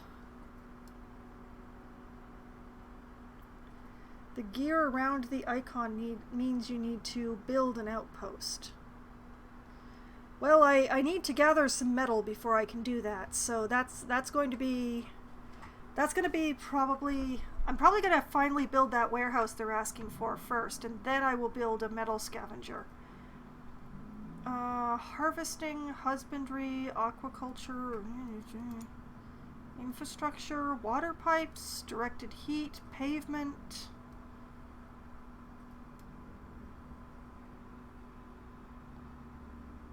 bigger barrels. Oh, there's so much stuff. How am I supposed to choose?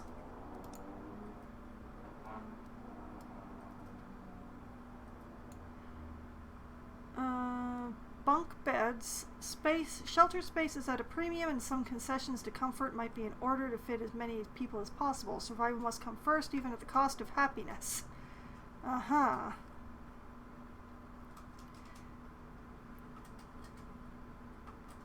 Yeah, well, if I really need more water, I can always drill another well, yes. Heavy tarps. It's not much in terms of comfort, but making the tarp intense, more rigid, gives them a bit more durability and lessens the feeling your home might fly off in a modest breeze. Upscale tents.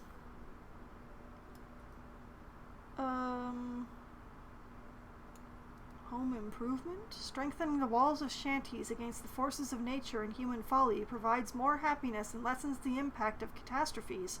The renovation also opens up more residential space. Oh.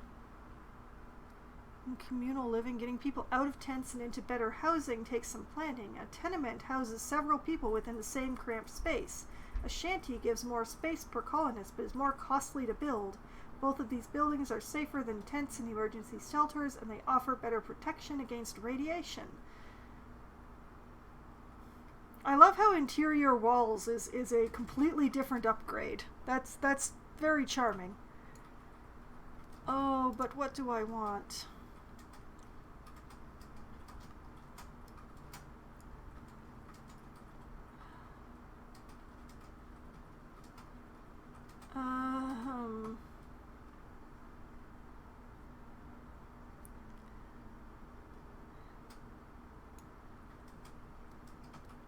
Oh, it's so hard to decide.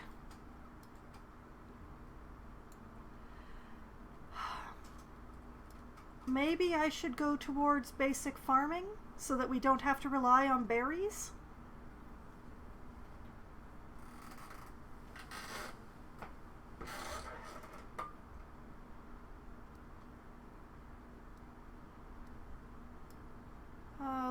what? Whoa, hold on. Okay, to get basic farming, you have to get skinning, which is using every bit of the animal is both respectful and smart. Carefully flaying and tanning the animal's skin turns it into valuable fiber. Yeah. Yeah, okay. Well, I'm gonna go towards basic farming then. I know I don't have enough science points, but that's where we're going.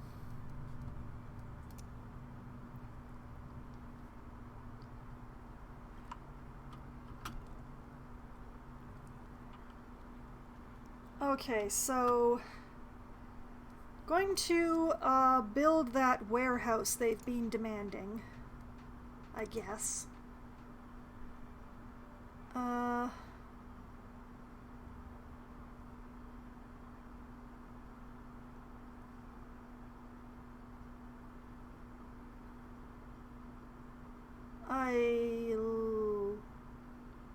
put it here, I guess? Or would it fit? Oh, look at that. It fits here. I think. Yeah, it fits here perfectly. Look at that.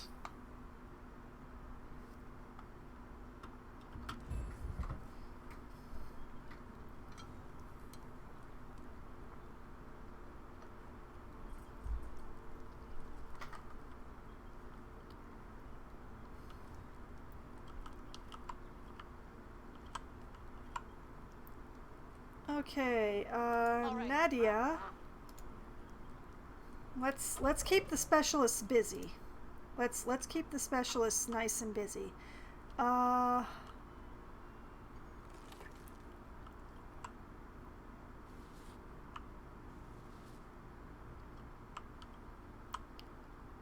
know what? I think I'm going to have her survey rather than send her after this food. Like, if I have her survey up here, maybe?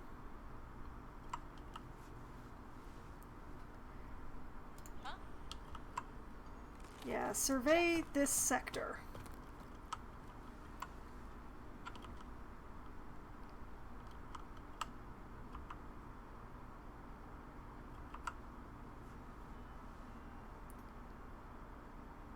I could have had her scavenge this one, but...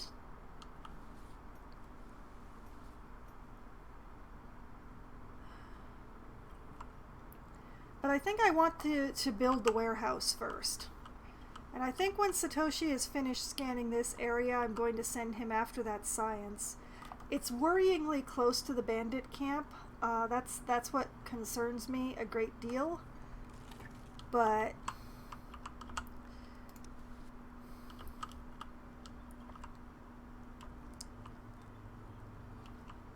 Alright, we're building... Why am I creating outposts? Outposts are used to expand the colony's influence over new sectors on the world map. They can be used to gather resources, find survivors, heal specialists, or be used as drop-off points for resources. You can build outposts by training specialists to become settlers at an outpost depot. I will think about that, but I need metal. So, once the warehouse is built, let's see.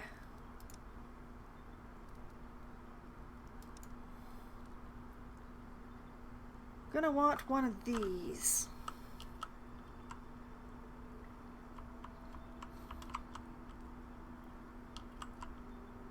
Guess I might as well continue workers' row here.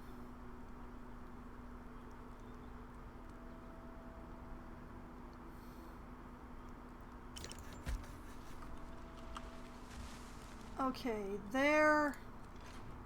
And that was just as they completed the warehouse, so that's perfect.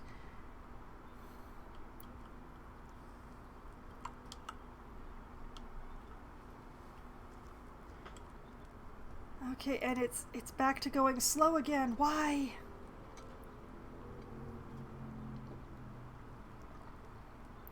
Well, Pinkman is nearly done and he's hardly injured, so that's great.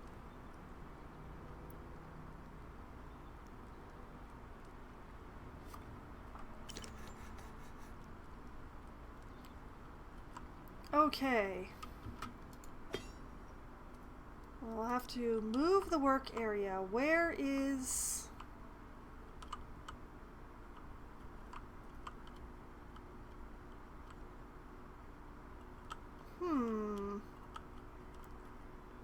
I'm noticing a certain lack of things lighting up.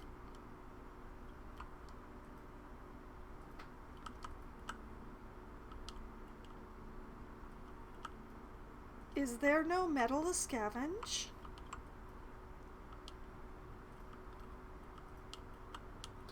Oh, this is very bad.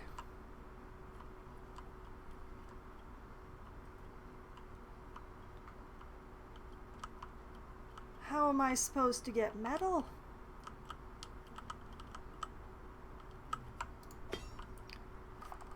Okay, I'll pause this building and unemploy the person who was in it. How do I find metal?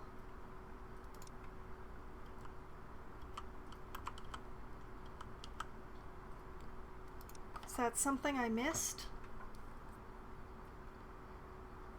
Yeah, I think you are correct. I mean, unlocks a scrapper building that allows scavenging metal scrap from metal deposits. Okay, so yeah, I should... Knowing how to process different types of scrap metal means an item brought to the trash might end up becoming a treasure, relatively speaking, which unlocks the advanced scrapper.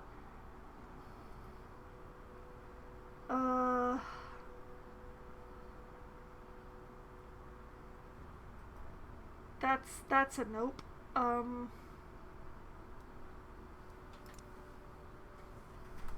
Yep, I'm gonna need more scout towers. Speaking of which, do I have somebody in this one? Yes, we have somebody in this one. He is still scouting, so there's still the chance that he might find something.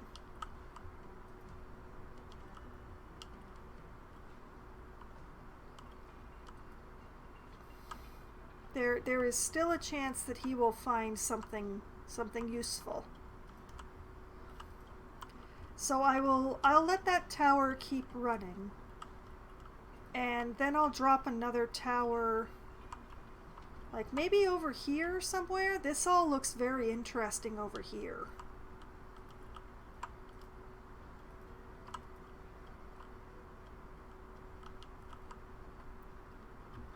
But in the meantime, I'm just going to leave this place.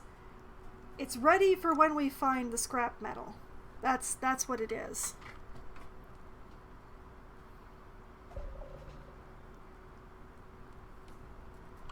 Okay. I've depleted more berries. Okay, specialists ready for action. Satoshi! All cleaned up. Oh, very interesting. Very interesting indeed. Scary, but interesting.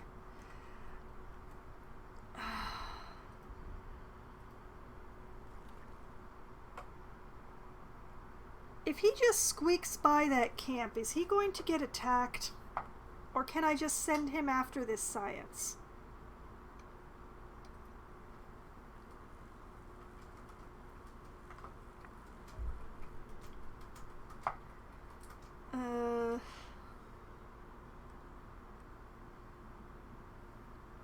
All right, okay.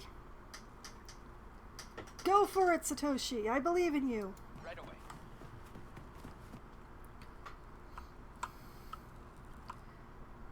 Okay. Nadia is still at it. Pinkman is still at it. I mean, since I have two scavengers, I think I can easily turn one of them into the outpost settler. But I haven't seen anything to drop an outpost for yet, so I'm gonna hold off on that. We'll see if Nadia finds anything interesting.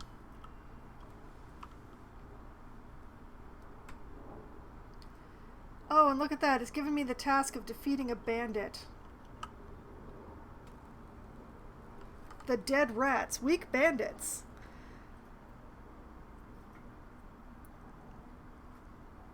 I am definitely not sending Satoshi after the dead rats, but I might send Nadia after them.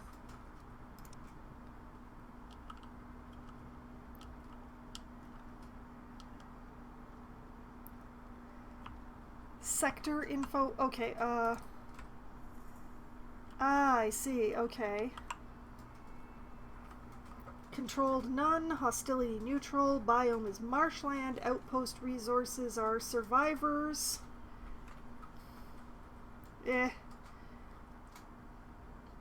Still survivors. This one, it has survivors and science. Oh, right. This science is one that I can research without an outpost, but because this science has a gear on it, I can't research it without an outpost. That's how they mark it.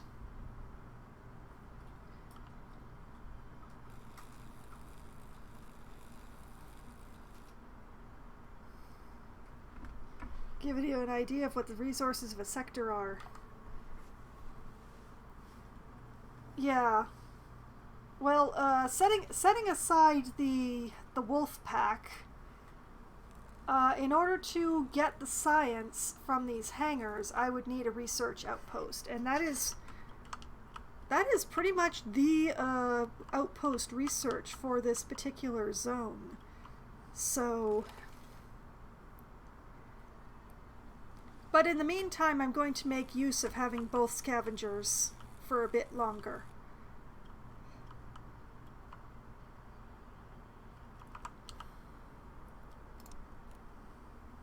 Alright, back to what I was doing, which was trying to patiently wait for this guy to survey. I could get a lot of hunting out of this area. There's a lot of deer around here.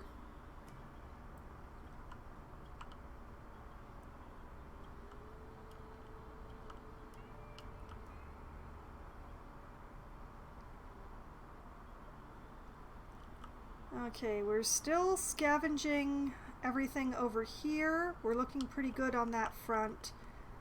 How are we looking on the berries? We're down to 2 bushes here. We're down to 1 bush here. Alright, it's time to move the work area. It's time to move the work area. Yeah, like this. That way they're still getting that last bush, but they're also working on these 2. And hopefully they're not too close to this horrifying pile.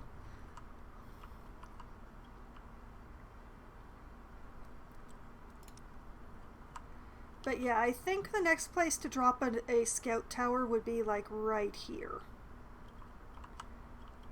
Colonist has been having nightmares. A recently arrived survivor has been plagued by nightmares. He says he's been having dreams of a ghost town that he passed by to get here. All of the inhabitants had perished, and he took a few heirlooms with him as a souvenir. Now, however, he's convinced he's haunted by these artifacts and asks a small party to be sent out to return the memorabilia back to the town. He insists the spirits can only be calmed this way. There are dark circles around his eyes, and he looks to be on the verge of collapsing from exhaustion. Okay, so I have the option of taking a pragmatic approach, appeasing the restless spirits, or there's no time for this nonsense.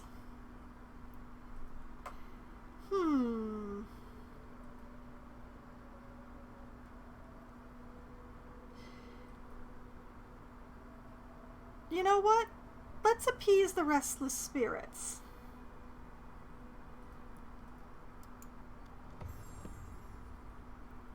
The man's plea is taken into account, and eventually the colony agrees to send a small party to the town.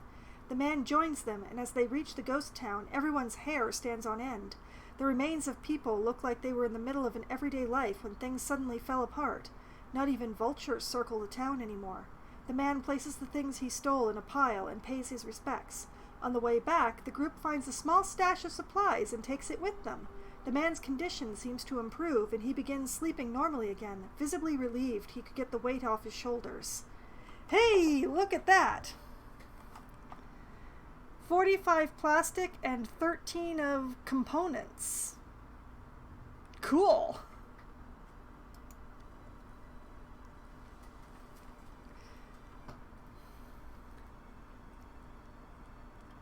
Okay, I'm liking that. I'm on board with that.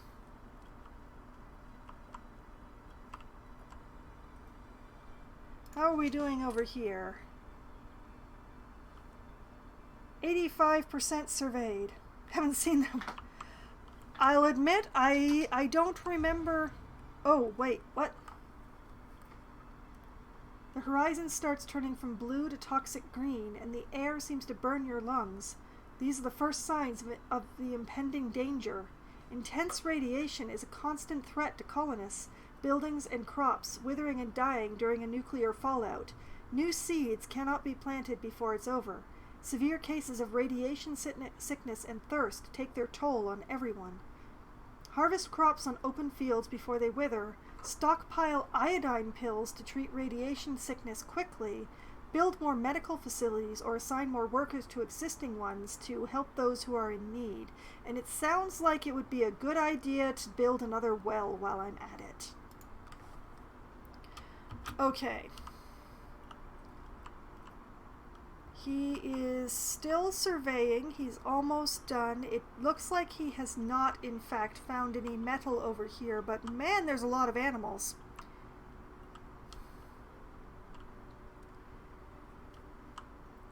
Setting that aside, however, I don't have any crops.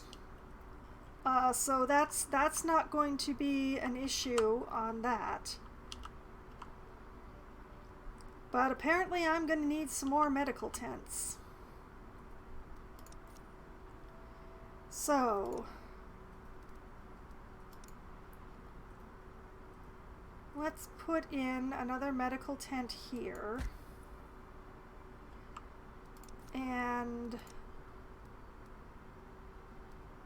you know what? I've been putting this off, but I should build one of these. I'm going to put it. Yeah, I'm going to put it right next to everything that's going on here. Which way is it supposed to face? I don't know.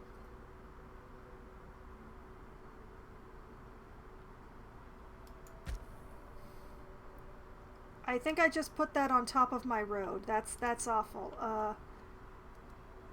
Cancel.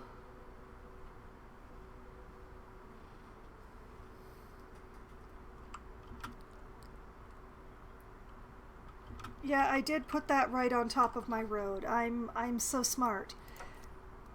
Water storage going here. Rebuild that road.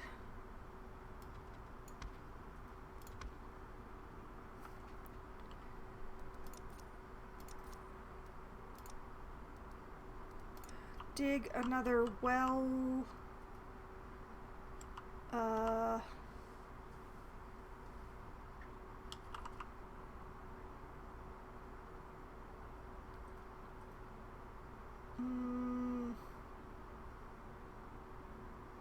Here.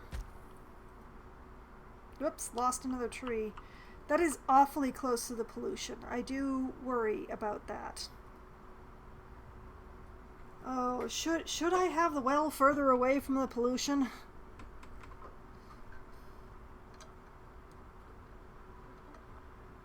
Because that is nastily close to that pile of pollution. Is that going to affect the drinking water? That's probably going to affect the drinking water, isn't it? At the very least, it's going to affect the people going for the drinking water. Darn it.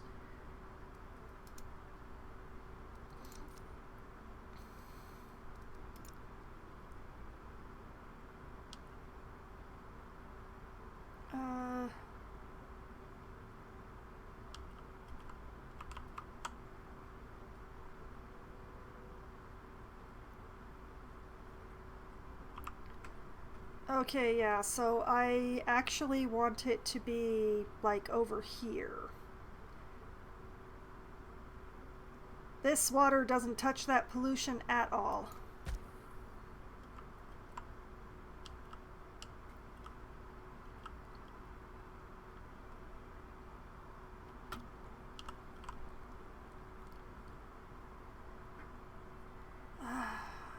I am probably going to want more medical tents. I sense that I'm going to want more medical tents.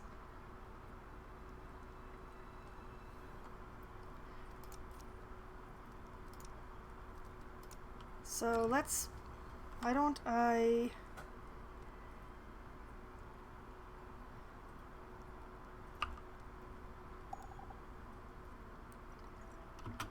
Oh man, what's going on now? Okay. One... Oh, blast, I've got to hold down shift.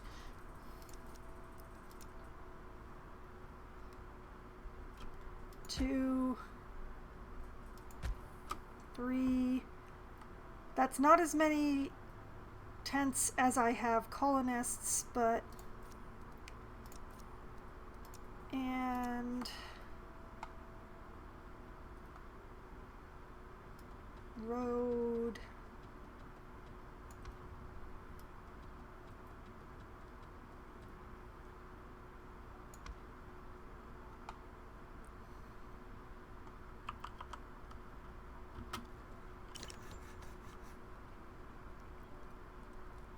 Colonist Henry has gotten himself irradiated somehow. I bet he's a berry picker. Berry pickers, they're all the same! Okay, and... let's prioritize the water.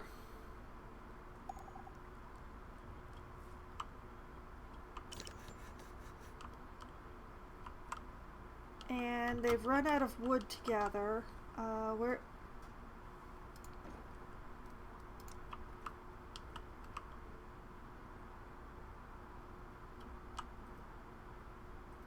Let's see, is there any way I can tag... No, I can't tag both of those. That's very sad. I can tag both of these, though.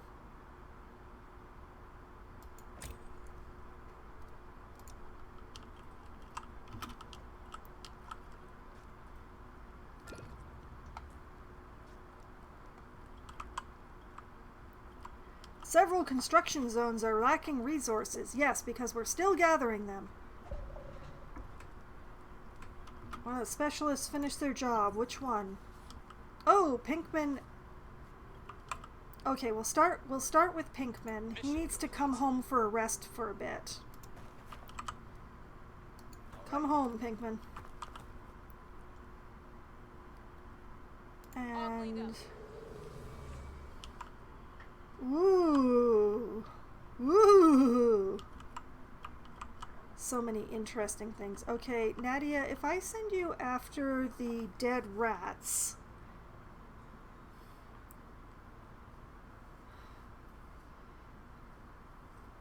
I shall hope and pray for your safety, Nadia. Attacking target. And while I was doing that, Satoshi finishes scavenging this science.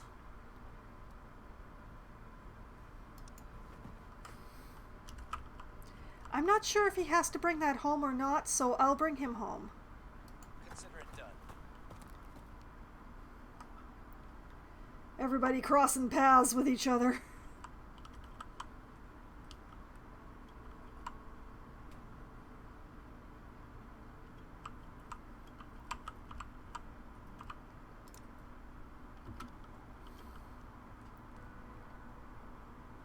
But yeah, the Pinkman needs to bring the stuff that he scavenged back, and he needs some healing time.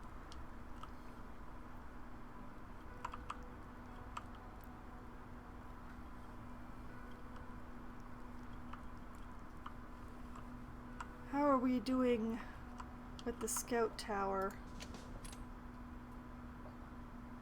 100% scouted.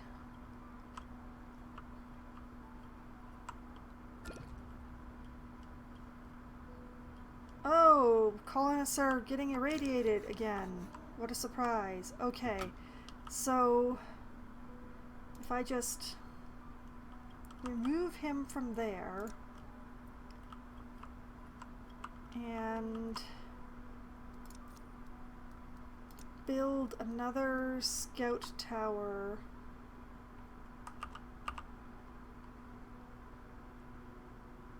as far this way as I can reach.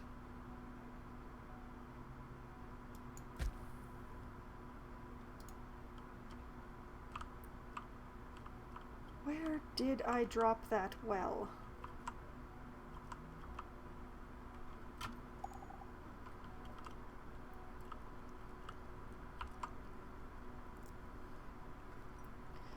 I'm sure y'all will figure it out. Oh boy. Okay. Build next. Build next.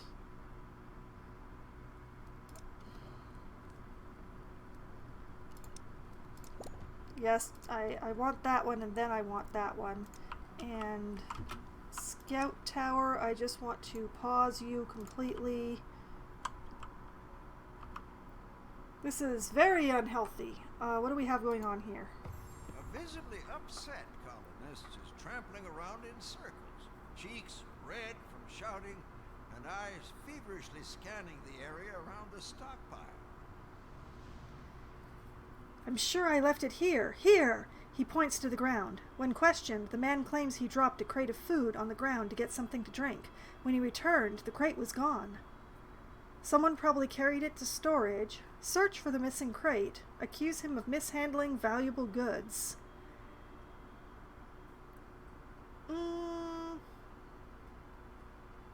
You know what? I have the time. Let's search for the crate. There's only a small disaster going on. Search for that crate. A couple of colonists stop their work to look for the missing crate. After a bit of futile searching, one of them finally shouts and gestures everyone to a nearby cluster of trees. A pile of half-eaten and buried boxes of food is found with hoof prints around them. Some of the food is still edible and is carried back to storage. +7 food and 15 happiness. Go us!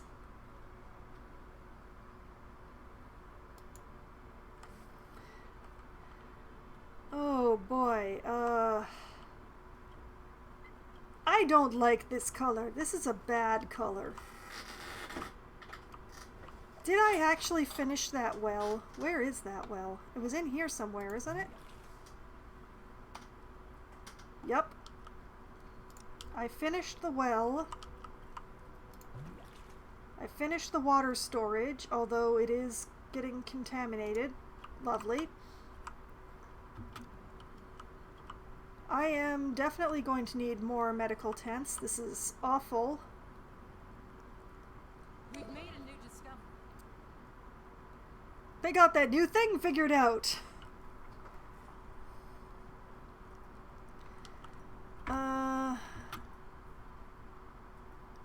Researching basic farming. I finished skinning. Nuclear fallout has arrived. Beware of the intense radiation and heavy rain. Yeah, this is the warning that I'd already gotten. Okay. Berries depleted. Well, Lord only knows when I'll ever have berries again, honestly.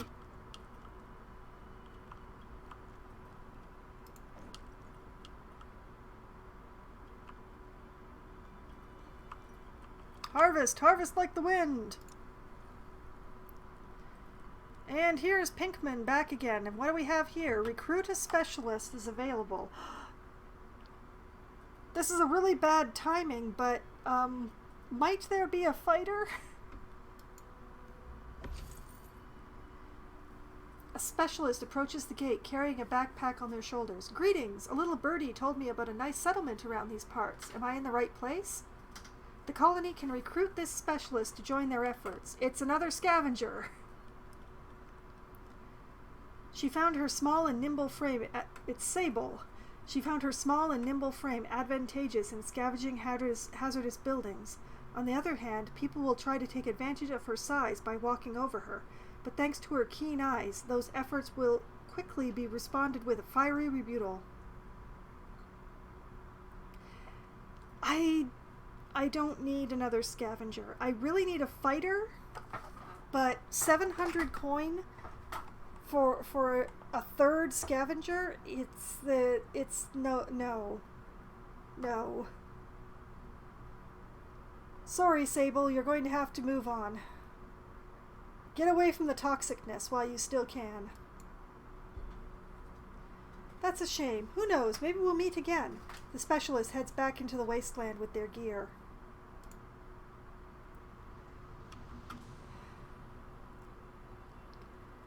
Okay, well, we're just going to keep Pinkman at home while he recovers his hit points. I can endure anything other than this radiation.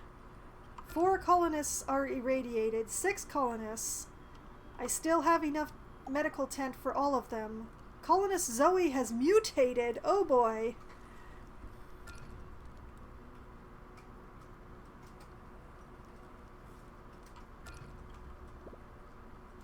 Nine colonists are irradiated. 2, 4, 6, 8.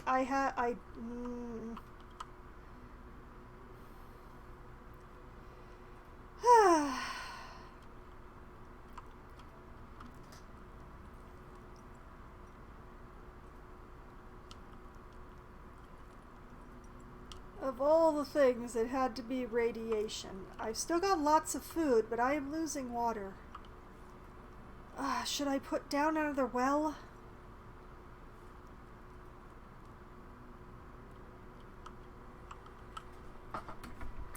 I don't think I lose anything by putting down another well. Except maybe materials. What does it cost me to do a well? Oof. I really need the plastic for the medical tents. Okay, I'm just gonna have to keep an eye on the water. Well, we've discovered basic farming. We can farm nothing.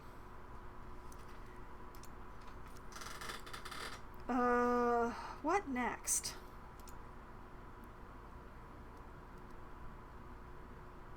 Crowbars? Pulling old metal or stuck plastic bits apart with your bare hands is tough. Crowbars allow colonists to scavenge deposits without worrying about hurting themselves.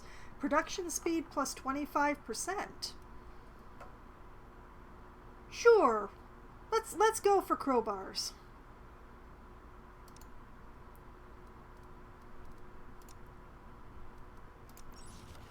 We'll work our way in that direction.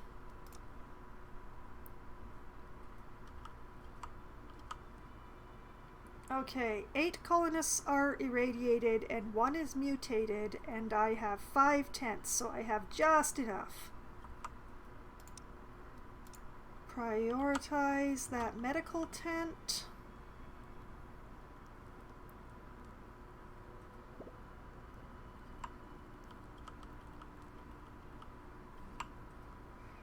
Man, how long is this event going to go on? How much is there to this?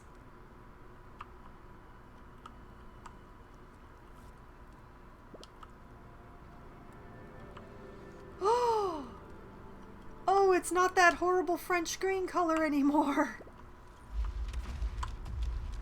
What the hell? What? Hey! What? Hold up there. Did I just get a meteor dropped on me?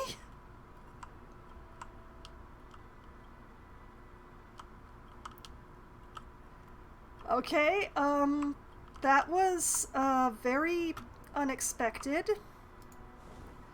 Let's repair that tent.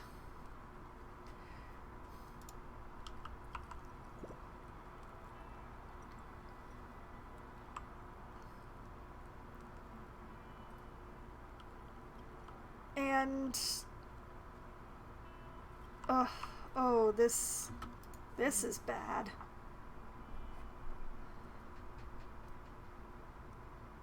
Okay, decontaminate.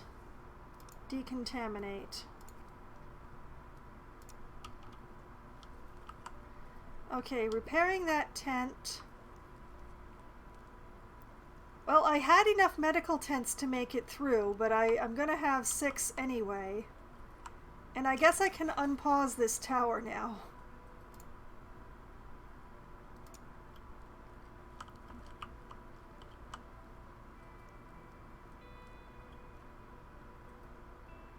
And somebody is taking care of that. Excellent.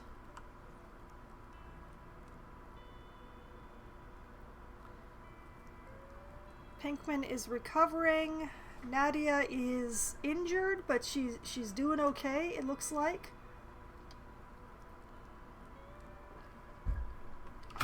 Let's check on the outside world.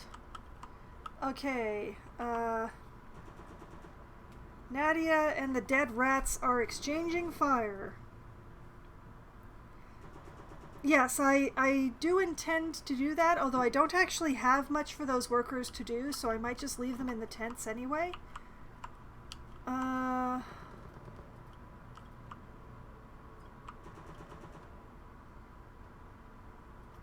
What was I doing with Satoshi?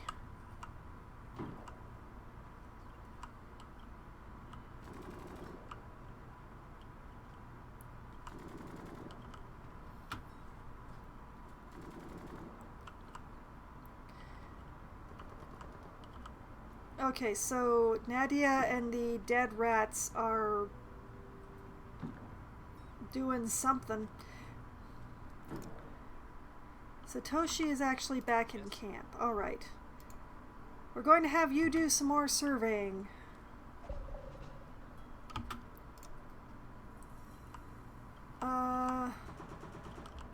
Let's just keep working around counterclockwise. Your orders? Roger. Survey that zone.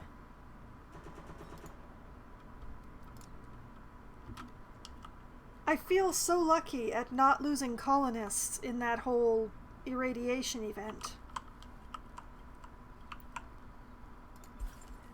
But yeah, I can...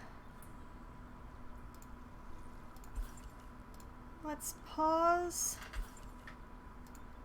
half of those medical tents.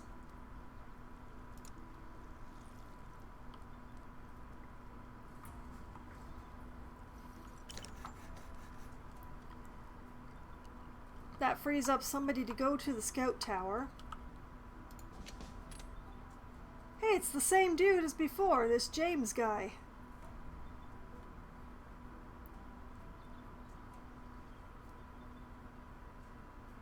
And he's already at work.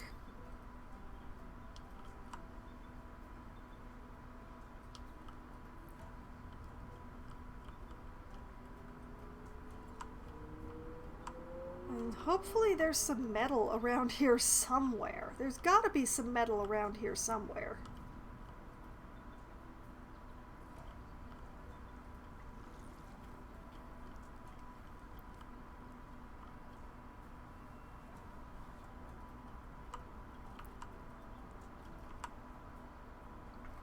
Okay, still doing all right.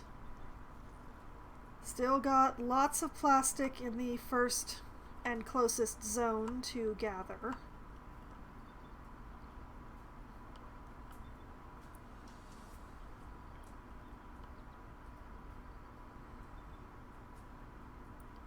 Nadia is looking a little unwell. I'm just, you know, hovering like a vulture over this scout tower.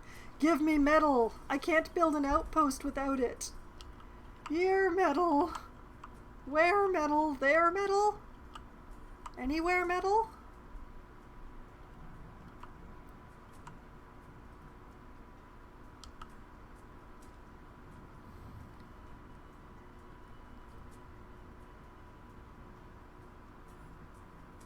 Okay, looking good on the waterfront. 11 extra water. Very nice.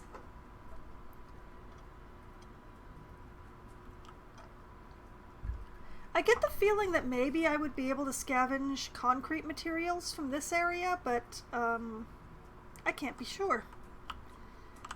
Anyway, let's see, if I select this, then I'll be able to see metal deposits specifically, right?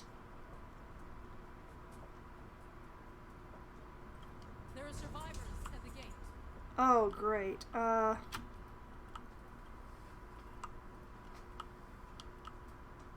Still no metal, but some very interesting ruins going on over here.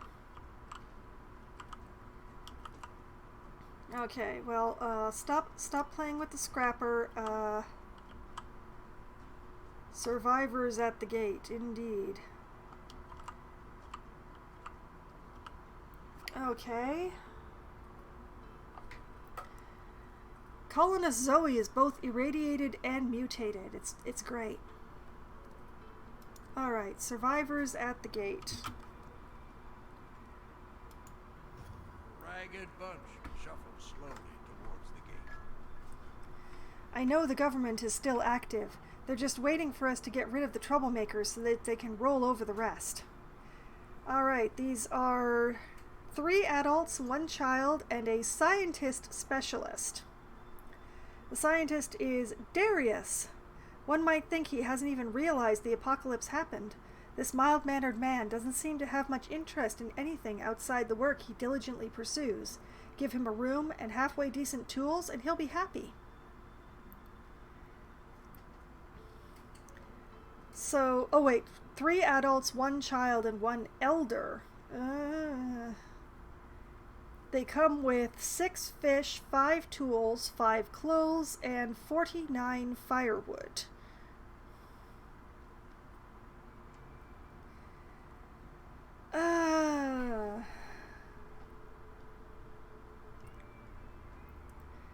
Yeah, I am going to have to check for contamination, but first I'm going to have to make up my mind about whether or not I want this scientist.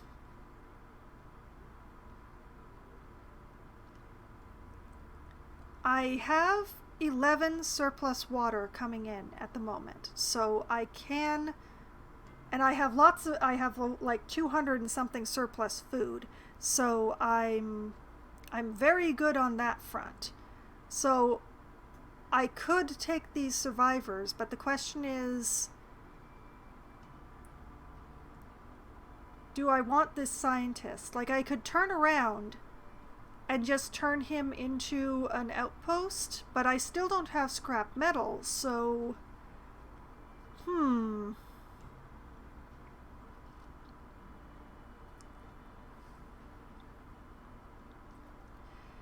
this is a tough choice. I'm also not entirely thrilled about the elder coming along because, well, they still work. They still work, apparently. They are at the risk of dying, though.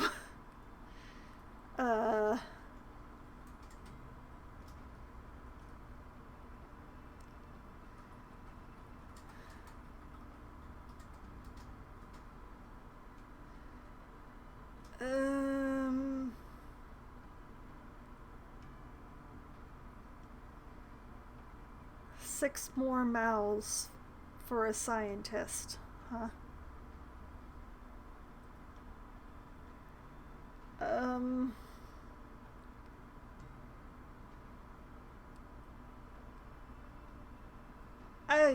This is hard. They're not really bringing much to the table in the way of supplies. It would mainly be like, do I want this scientist or not? And I'm having such a hard time deciding.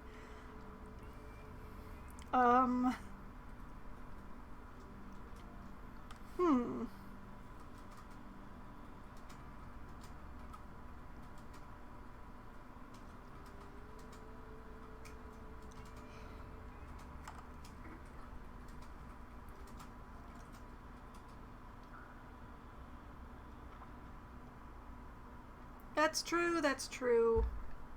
Okay, fine, I'll take them.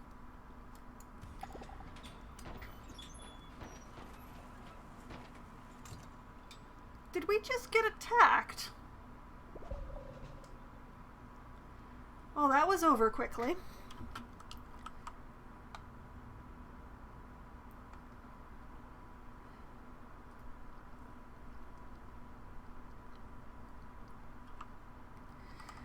Okay,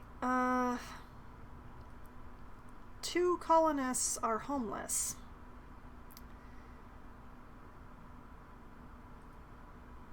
Yeah, I didn't add as many people as supposedly I was going to. That was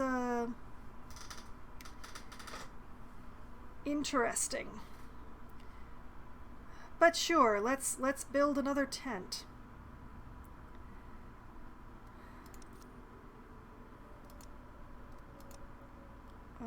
Can I squeeze one in here? Probably not, no.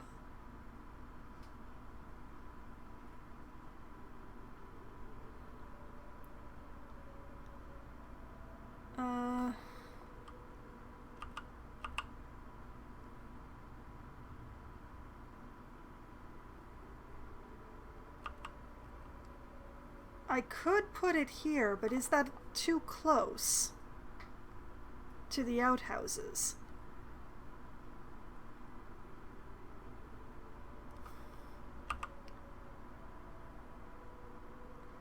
Now, I'll just put it up here.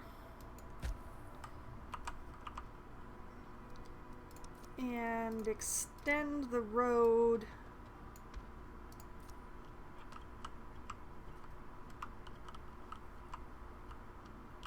In the meantime, how are things going up here while my indecision was deciding?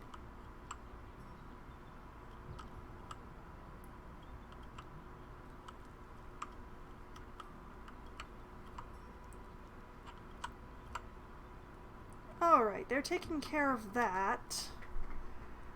Let's send the new guy out. Let's have him do something. And it looks like Pinkman here has recovered his health, so out he goes too.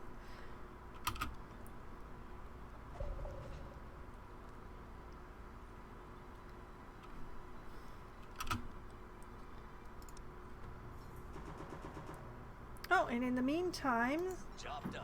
Satoshi... Oh...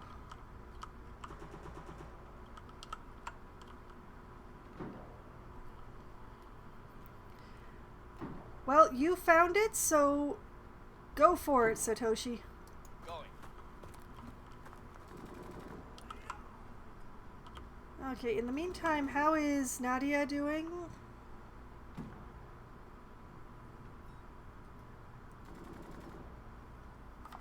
You know what? What if I sent Pinkman to back up Nadia? Attacking target. Yes. And Darius, since you are the new guy, you get to do some surveying.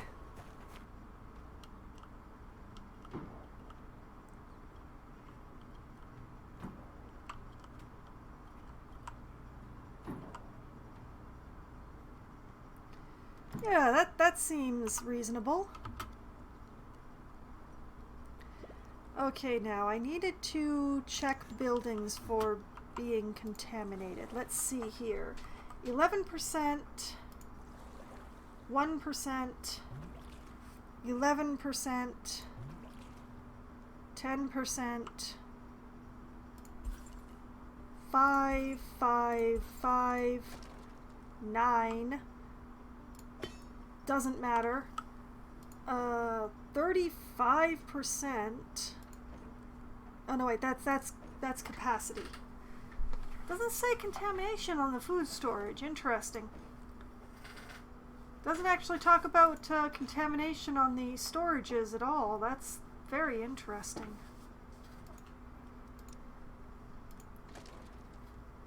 But yeah, the contamination here isn't high enough to decontaminate. 5, 5, 5, 9. I'm gonna check the tents though, just in case. 0, 11, 11, 11, 11, 11, 11, 11, 11, 0. 17, 23, and where, it's really hard to find my well out in the woods, and 10%. No, it's not. It appears that it is not that the buildings are overly contaminated. I suspect that maybe the berry gatherers are having to get too close to the pollution to do their jobs. But honestly, yeah, it's probably the berry pickers. It's probably the contamination from these two areas on the berry pickers. Are there any decent amount of berries in a non-contaminated area that's not too far?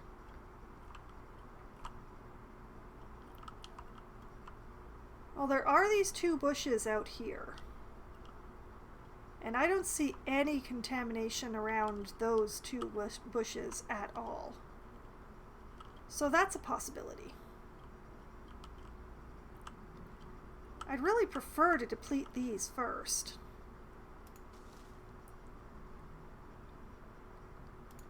Still quite a bit left in these.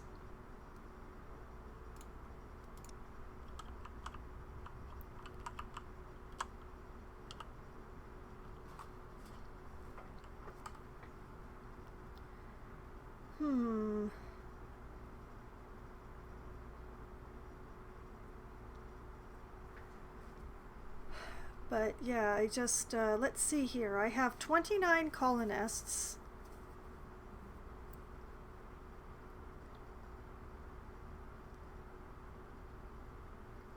And I doubt I am employing all 29 of them because I only have 10 carriers and 8 workers.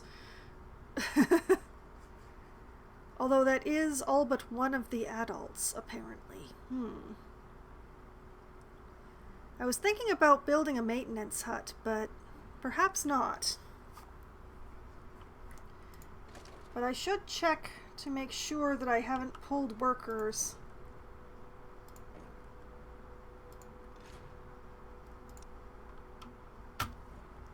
Okay. Still hoping for this scout tower to find metal.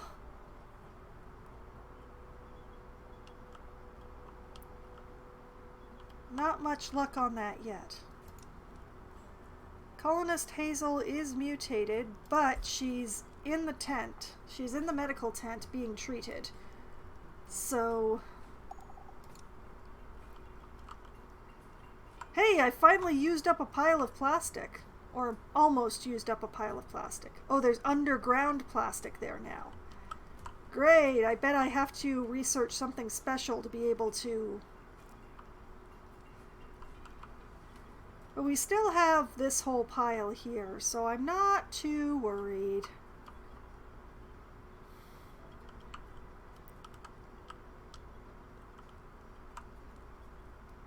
And out in the world, how is the combat with the bandits going? Pinkman, I thought you were supposed to be backing up Nadia.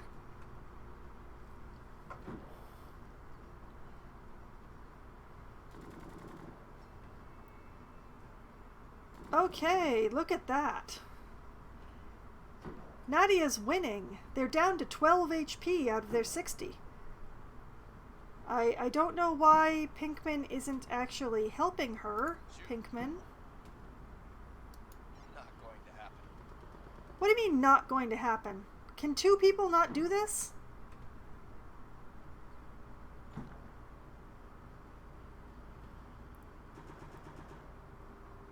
Not gonna work.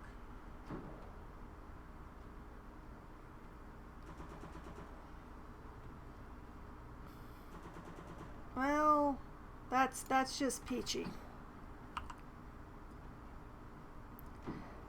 Oh, out of moves. I see.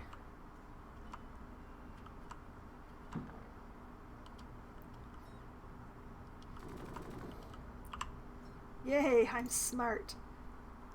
And also, I noticed that it is 10:20 and my coconut water is starting to get really just as I leave. Okay, fine. Back to the world map. We won the battle. Nadia won!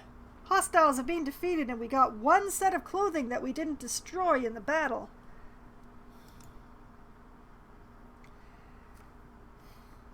Okay, come home. Yes. And you, well, you're already here, so scavenge that sucker.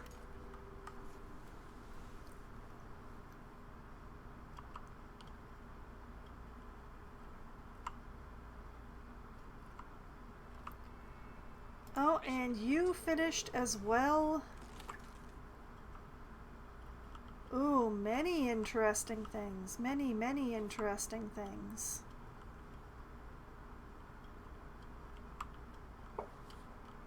I think you should keep surveying further out. I think you should survey over here.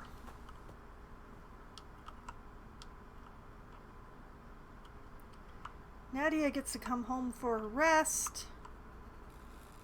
Satoshi is researching. It's excellent. New guy doesn't get to do any research at all because he's surveying. Pinkman is trying to find clothing. Everybody's got something to do.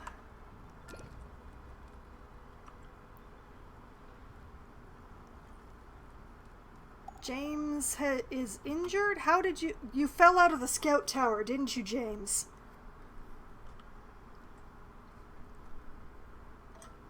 A beast is stalking the gate. What? Okay, you know what? I'm going to deal with that after my break. What I'm going to do is I'm going to save Foxhaven, overwriting the previous save, and I'm going to leave the game paused on this particular situation of a beast stalking the gate. That sounds concerning, to say the least. But I really need to refill my coconut water and have a quick stretch and maybe a little bio break. So I will be back in just a few minutes.